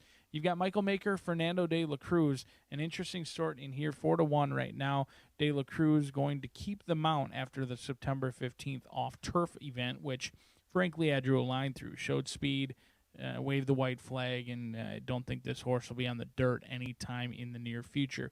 Does have some consistent efforts, not only here at Horseshoe Indianapolis, but facing tougher at Churchill and Saratoga and some bigger races. Got a little bit of class relief, but was the beaten favorite here on August 21st, and that was also on a yielding turf course at 3-2, where Ramos and 2 turntables came with his run, but could not get the job done that day. We'll see if they can improve in here today at 9-2. The 6 is on the board at 9-2 as well. Grove City Sunset, 0-for-8, 1 third-place finish to the name. Kelsey Danner has put her spots nicely at 19%. Adam Beschizza, he comes for 1 mount and 1 mount only, and the man has done an awesome job picking his spots with his agent. He's winning at 20% here at Horseshoe Indianapolis. He looks to improve. He's been aboard this 3-year-old filly multiple times around the country at Ellis, Kentucky Downs, over at Keeneland. Gets a little bit of class relief in here, and it does look like it's needed. Doesn't necessarily need to be a deep 1-run closer. Has shown some tactical abilities over at Colonial. We'll see what they opt to do. They're cutting back from 1 mile and 5/16. I think Beschizza is going to have to work hard to keep Grove City Sunset close early when they're cutting back from that quirky distance over at Kentucky Downs. Maybe a lot of work to do. Has faced much tougher. A big cutback. Should have plenty of fitness. Will the quickness be there? I'm not sure. 5-1 right now. The board not telling you much at this point because the bettors have really made this a 1-horse race. Cleopatra Celine, 10-1 morning line. Currently even money, projected as low as 7-5.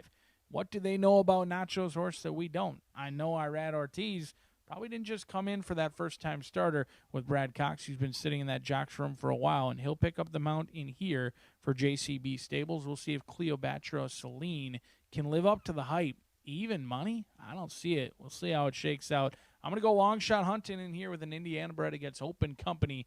Captured after Dahmer got the job done. What a hunch play it would be to have Captured win shortly after Dahmer, as we find out who it is 6 minutes away from race number 8.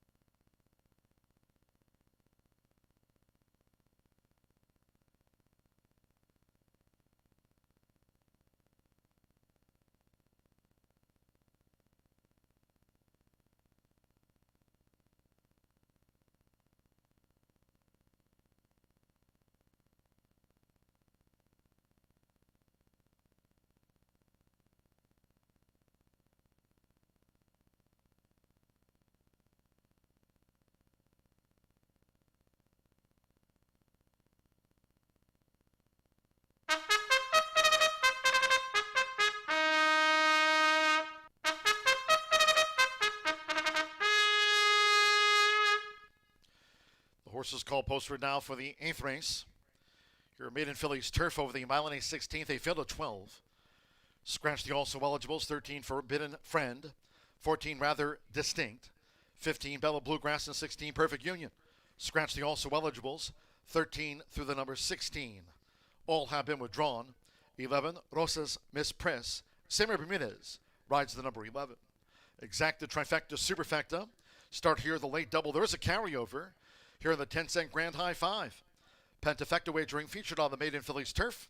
And the carryover in the Pentafecta, $3,849. 9th race to cap off the late double with that quarter horse allowance dash over the 250. 9th race there, scratch the also eligible 11 R Love Interest. Firm and fast, drawing closer to post time.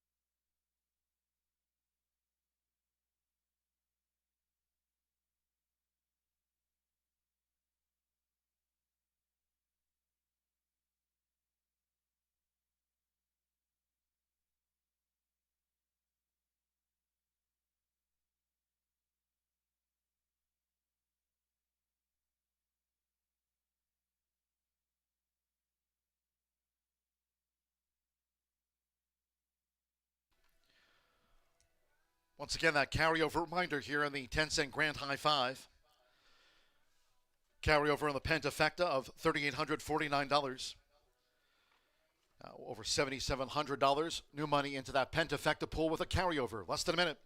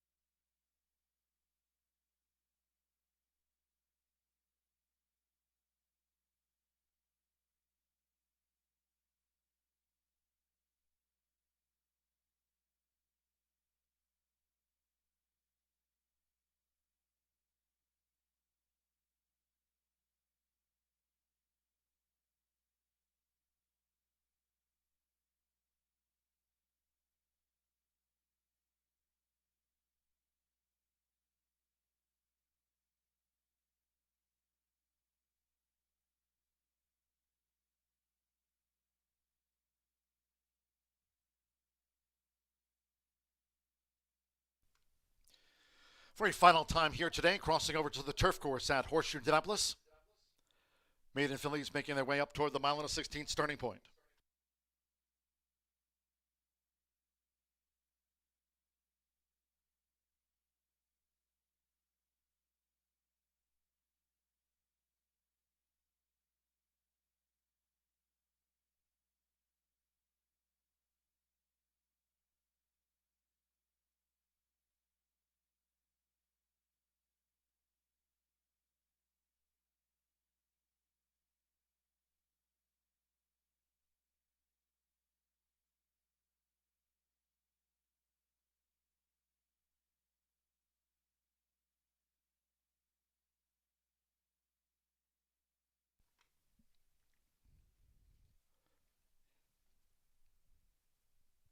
The horses have reached the starting gate. It is now post time.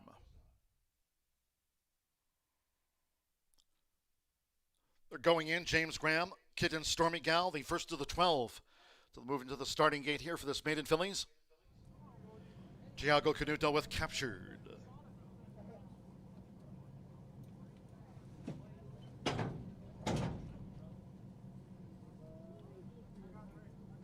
Now Fernando Little Cruz with 2 turntables. Alex Ishard, Strive for Honor to post 8. Keith Asmussen with Break the Law.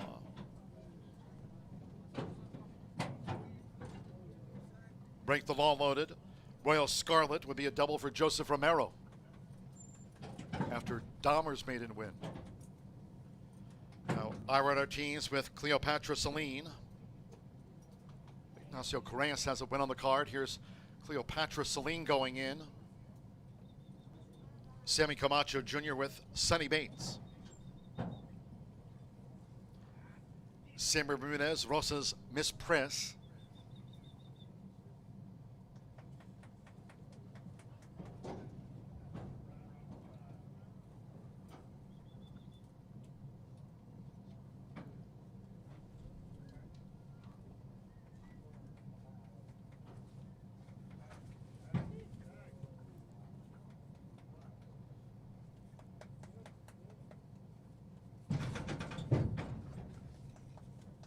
Starter here, Rank Cruix, still working with the first-time starter, Sonny Bates. 47-1. Right now, Cleopatra Celine, 8-5 favorite. Sonny Bates loaded. 2 back. Adam Beschizza with Grove City Sunset. Course here was firm. Rail set at 24 feet this race week. So stand by. Over the mile and 16th, one more, Vincent Chamonix and 5-time started Pam and Tina. Makes up the 12. They're in the gate.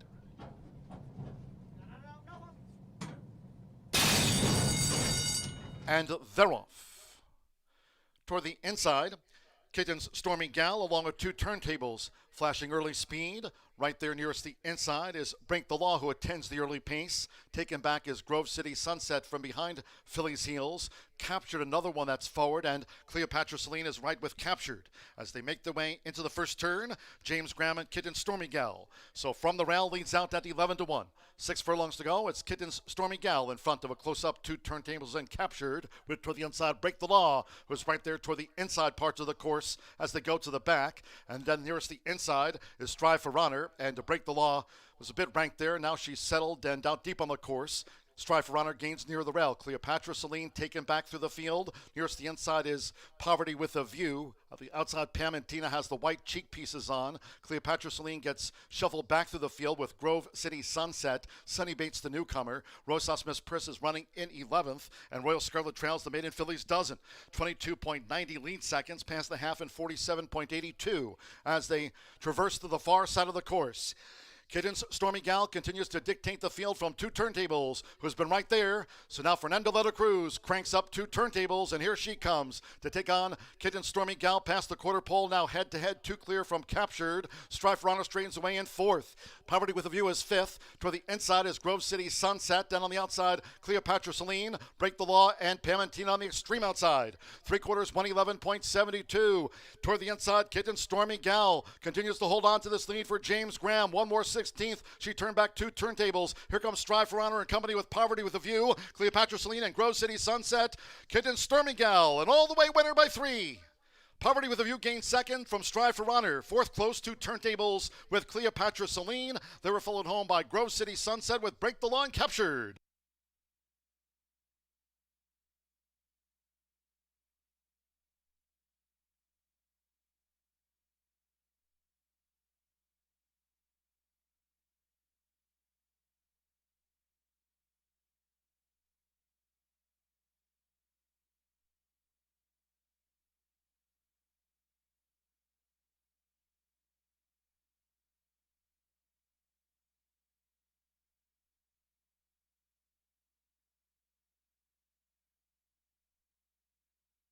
$143.08.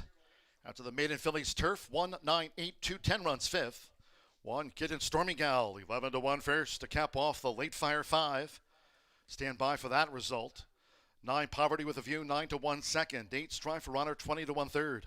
2 turntables fourth, and 10 Cleopatra Celine gets into the Pentafecta that had a carryover going in. Here's the slow-mo. Grove City Sunset in the orange cap. Break the Law captured. That Indiana-bred filly was next across the finish. Rosa's Miss Priss, along with Royal Scarlet, as we trailed back 1-9-8-2, 10 runs fifth. James Graham in for a win. Kitten Stormy Gal for Walter Bidner at 11-1.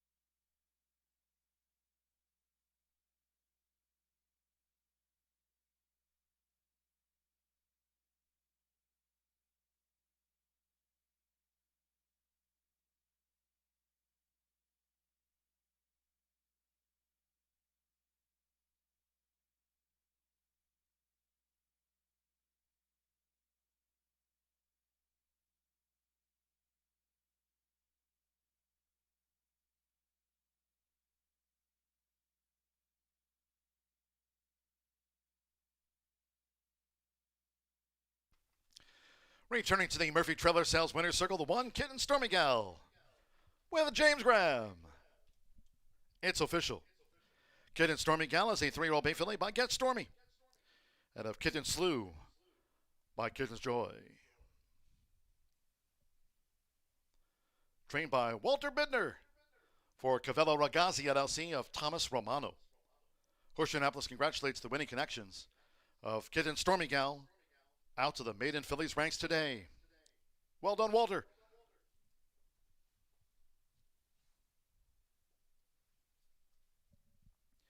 Results in big payout in the 50-cent late pick 5 today. The 1-9 exacta paid $229, $225.20 for that 1-9 exacta.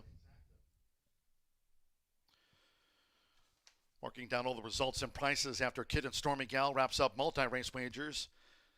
Keys the 50-cent trifecta, 198, $840.50. 11-1 double paid $250.40. 2 turntables ran fourth. The 10-cent superfecta pays out on 1982.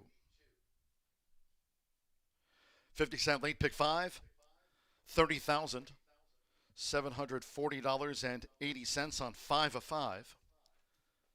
The $1 late pick 4 presented by Itoba, 4 out of 4, returned $7,164.80. Pentafecta, that grand high 5. We have the carryover going into the Pentafecta. The 10 Cleopatra Celine ran 5th, $2,244.97. Big payout in the late fire 5 after Kid and Stormy Gal is an all-the-way winner for James Graham and Walter Bidner. Capped off the late pick 5, paying out $30,740. One more. 9th race quarter horse allowance dash over the 250. Fast track. Scratch the also eligible 11R Love Interest. Scratch 11. Exacta trifecta superfecta on the 10-cent quarter horse only pentafecta. Post time will be at 6:22.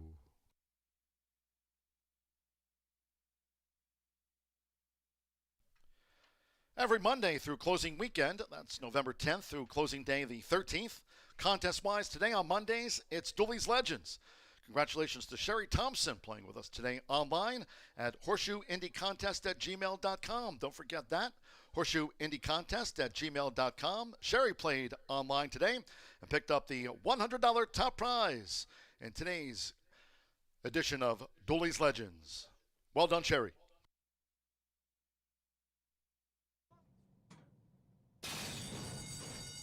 And they're off.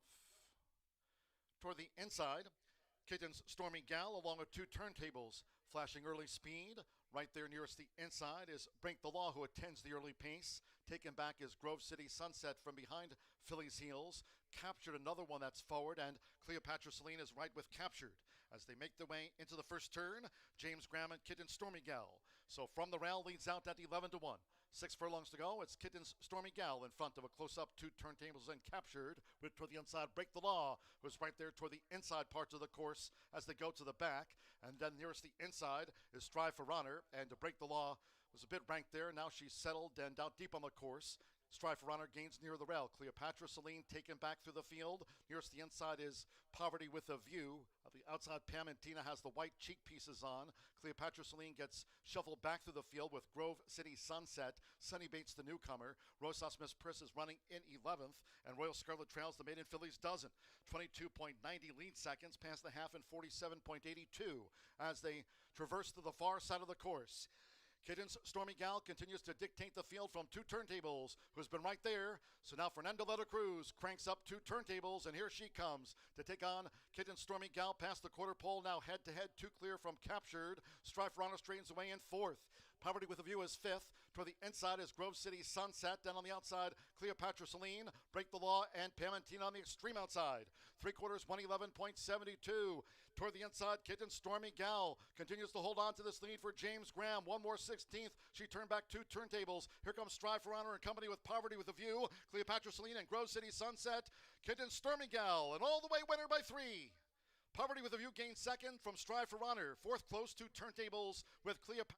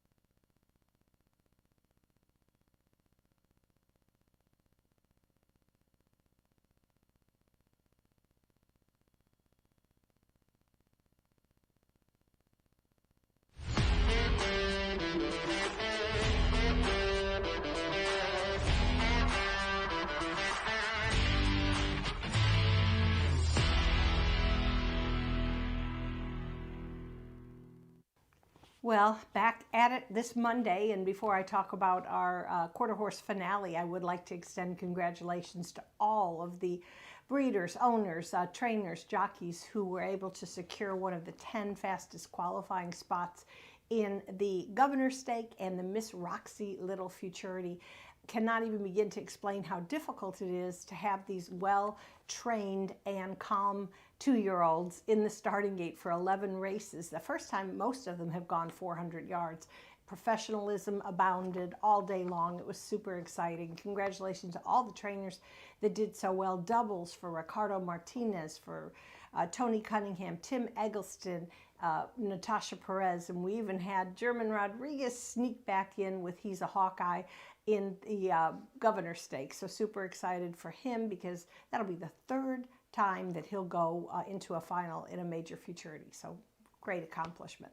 All right, well, let's talk about today's race. It's a 250-yard allowance for non-winners of 2. We only have 1 scratch, and that's the also eligible number 11R Love Interest. A very, very good field, lots of experience, had to have noted because several have won before, and several have won at today's super sprint distance of 250 yards. Let's go to the paddock, and I'm going to begin with number 10, and that's Jeffrey's Gold Wagon, trained by Natasha Perez, who, again, what a day she had Saturday, and well deserving for her. This is the 5th time of the 3-year-old campaign for this gelding, and Natasha will utilize the flipping halter on this gelded son of Gold Heart V. He broke his maiden, as it was last year, at today's distance, so he knows how to sprint. Rider Diego Bocanegra, who's just been such an incredible asset to the barn, will have the return call. We're going to go next to number 7, and that's Apolitical Ocean, a very experienced mare bred by Duke Racing, a 4-year-old daughter of, 4-year-old mare by Apolitical Jess, one of the top stallions nationally, and making her 20th start for owner-trainer Guadalupe Arevalo. Currently boasts experience at this upper allowance level and definitely should be in the mix under the regular riding services of Fernando Morin. That's number 7, Apolitical Ocean. All right, how about number 1, Kiss My Garter? Only run twice this year as a 3-year-old. Had a pretty good season last year for trainer Tim Eggleston. Of course, Tim, talk about a good season, already won 45 quarter horse races. We have to make sure to mention that because I haven't kept track of his thoroughbreds, but he's had a bunch of those too. But he's currently in the lead by a wide margin, you know, as we go into the next 2 months of this racing season. This is a filly by Kiss My Hawks. You know how I feel about Kiss My Hawks, who's actually pretty good at longer distances, but with a good break from the starting gate under the super talented rider Eduardo Diaz. That's all it takes at 250 yards. You've got to get out pretty quickly and just kind of keep that straight path to be able to accomplish this somewhat tricky distance. Anyway, I think that's going to be all it's going to take. Kiss My Garter is very well bred, and we'll just see how the race unfolds. It's got to be a good break for all to be able to, you know, stack up in this type of race. And then let's talk about trainer Ron Raper, who's got 2 entrants this afternoon. I kind of am a little bit more set to talk about number 8, Kato Fong, completing the trifecta, in his most 2 races, also at the allowance level. Ron Raper also going to use the flipping halter on Kato Fong, a 4-year-old Paint Me Perry gelding. A gelding by Paint Me Perry, I'll get that right. And of course, German Rodriguez, who we talked about as the trainer of He's a Hawkeye, is also a super experienced rider. When he doesn't have one in the race, he'll go ride for another trainer, and Raper and he have done very well together. So I'm going 10, 7, 1, 8 in our finale. If you want to play the quarter horse pentafecta, and it's pretty tough when you talk about, you know, 2-year-olds the other day, but I think this is hittable, and I'd suggest throwing in number 2, La Spirit Moves Me for trainer Jesse Vasquez. You got it. When you look at a horse that had no finish in the last, you have to look at why. The horse stumbled very badly in the Julie Veltman overnight, the most recent stakes. that this horse ran. So I think if you throw that one out and know that under Giovanni Vasquez Gomez, the horse has a chance, and that horse will probably have very good account of himself in our finale. So good luck to all. We'll be back Tuesday, Wednesday, and Thursday. We have 2 stakes on the final program of the live racing week. Have a good evening, everybody.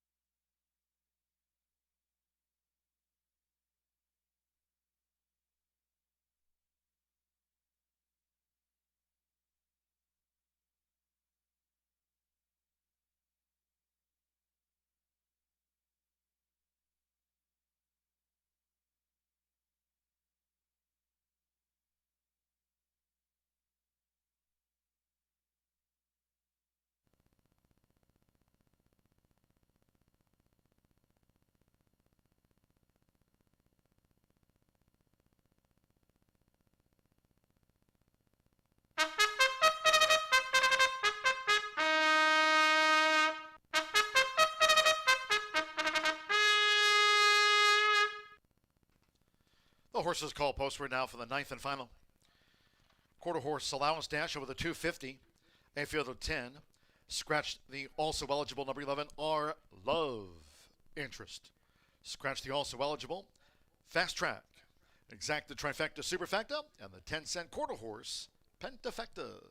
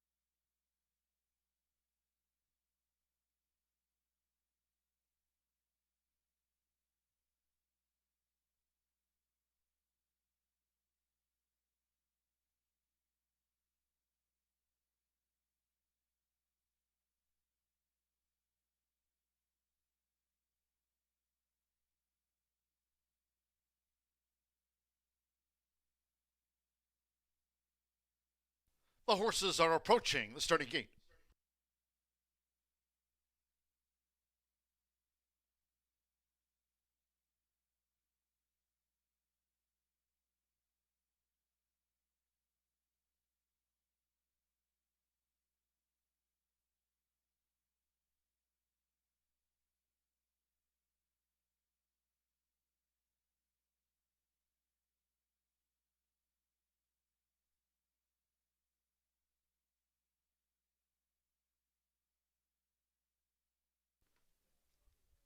The horses have reached the starting gate. It is now post time. Loading Jess New, joined by La Spirit Moves Me. Uses a flipping halter. Grano de Oro.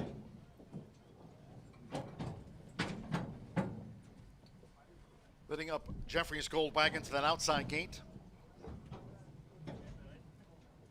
Jeffrey's Gold Wagon installed. Up to the rail draw. Kiss My Garter. Leading quarter horse jockey here this season, Eduardo Luna Diaz, with 29 victories at the meet. Kiss My Garter loaded for the meet leaders. Cato Fong is in. Apolitical Ocean, AP Tempting Blue Eye. Here over the 250.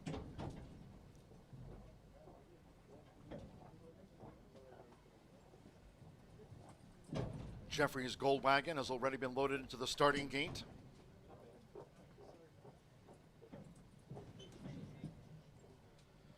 Waiting for MP Tempting Blue Eye, Runaway Deluxe, and Special Bad Habit will be last.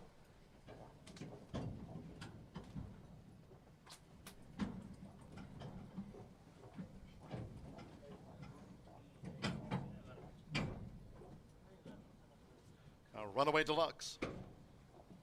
Next to AP Tempting Blue Eye, one more. Christian Penaloza with Special Bad Habit. Tuesday post time 2:10. Here comes the last all in.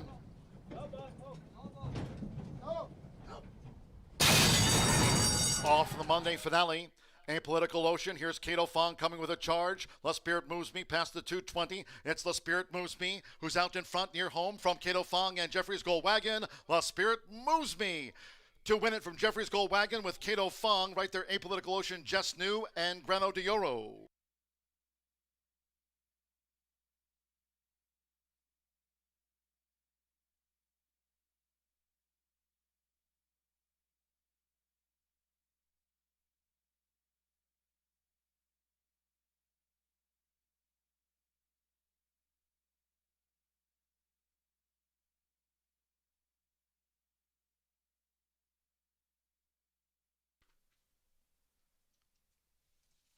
We're standing by for the judge's verdict after the quarter horse allowance dash over the 250.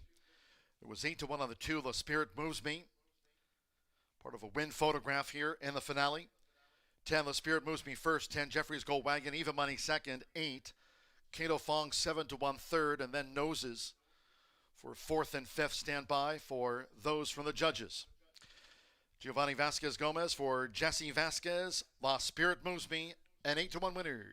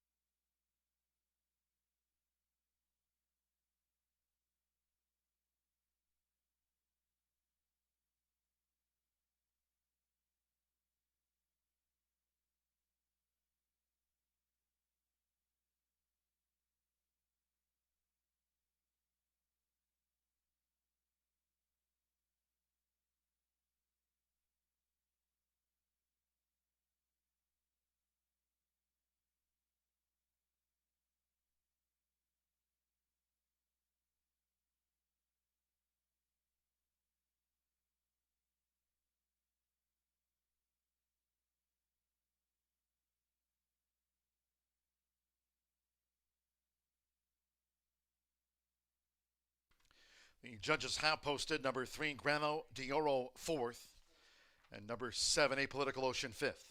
13.400 seconds, 2:10.837 the order.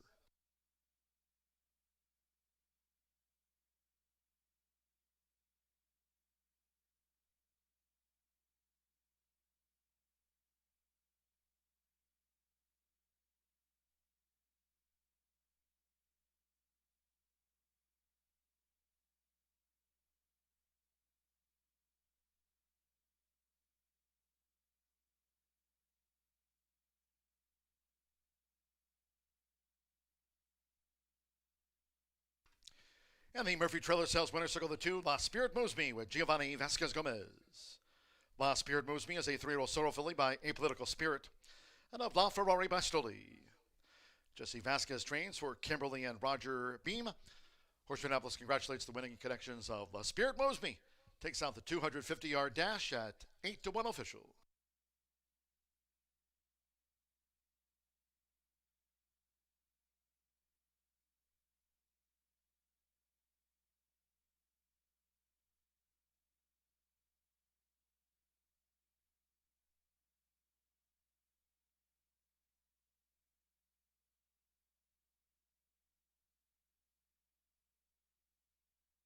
Final results in.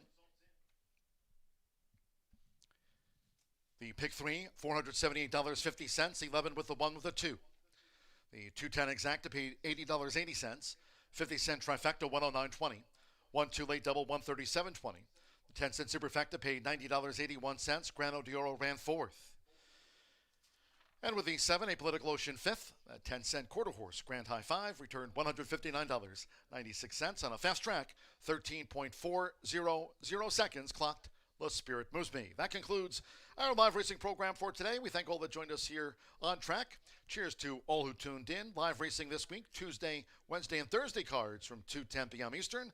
Until next time, for all of us here, it's been my pleasure today to start the race week off from the broadcast booth.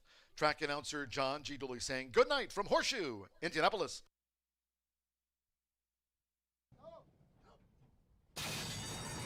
Off the Monday finale. Apolitical Ocean. Here's Cato Fong coming with a charge. La Spirit Moves Me past the 220. It's La Spirit Moves Me who's out in front near home from Cato Fong and Jeffrey's Gold Wagon. La Spirit Moves Me to win it from Jeffrey's Gold Wagon with Cato Fong.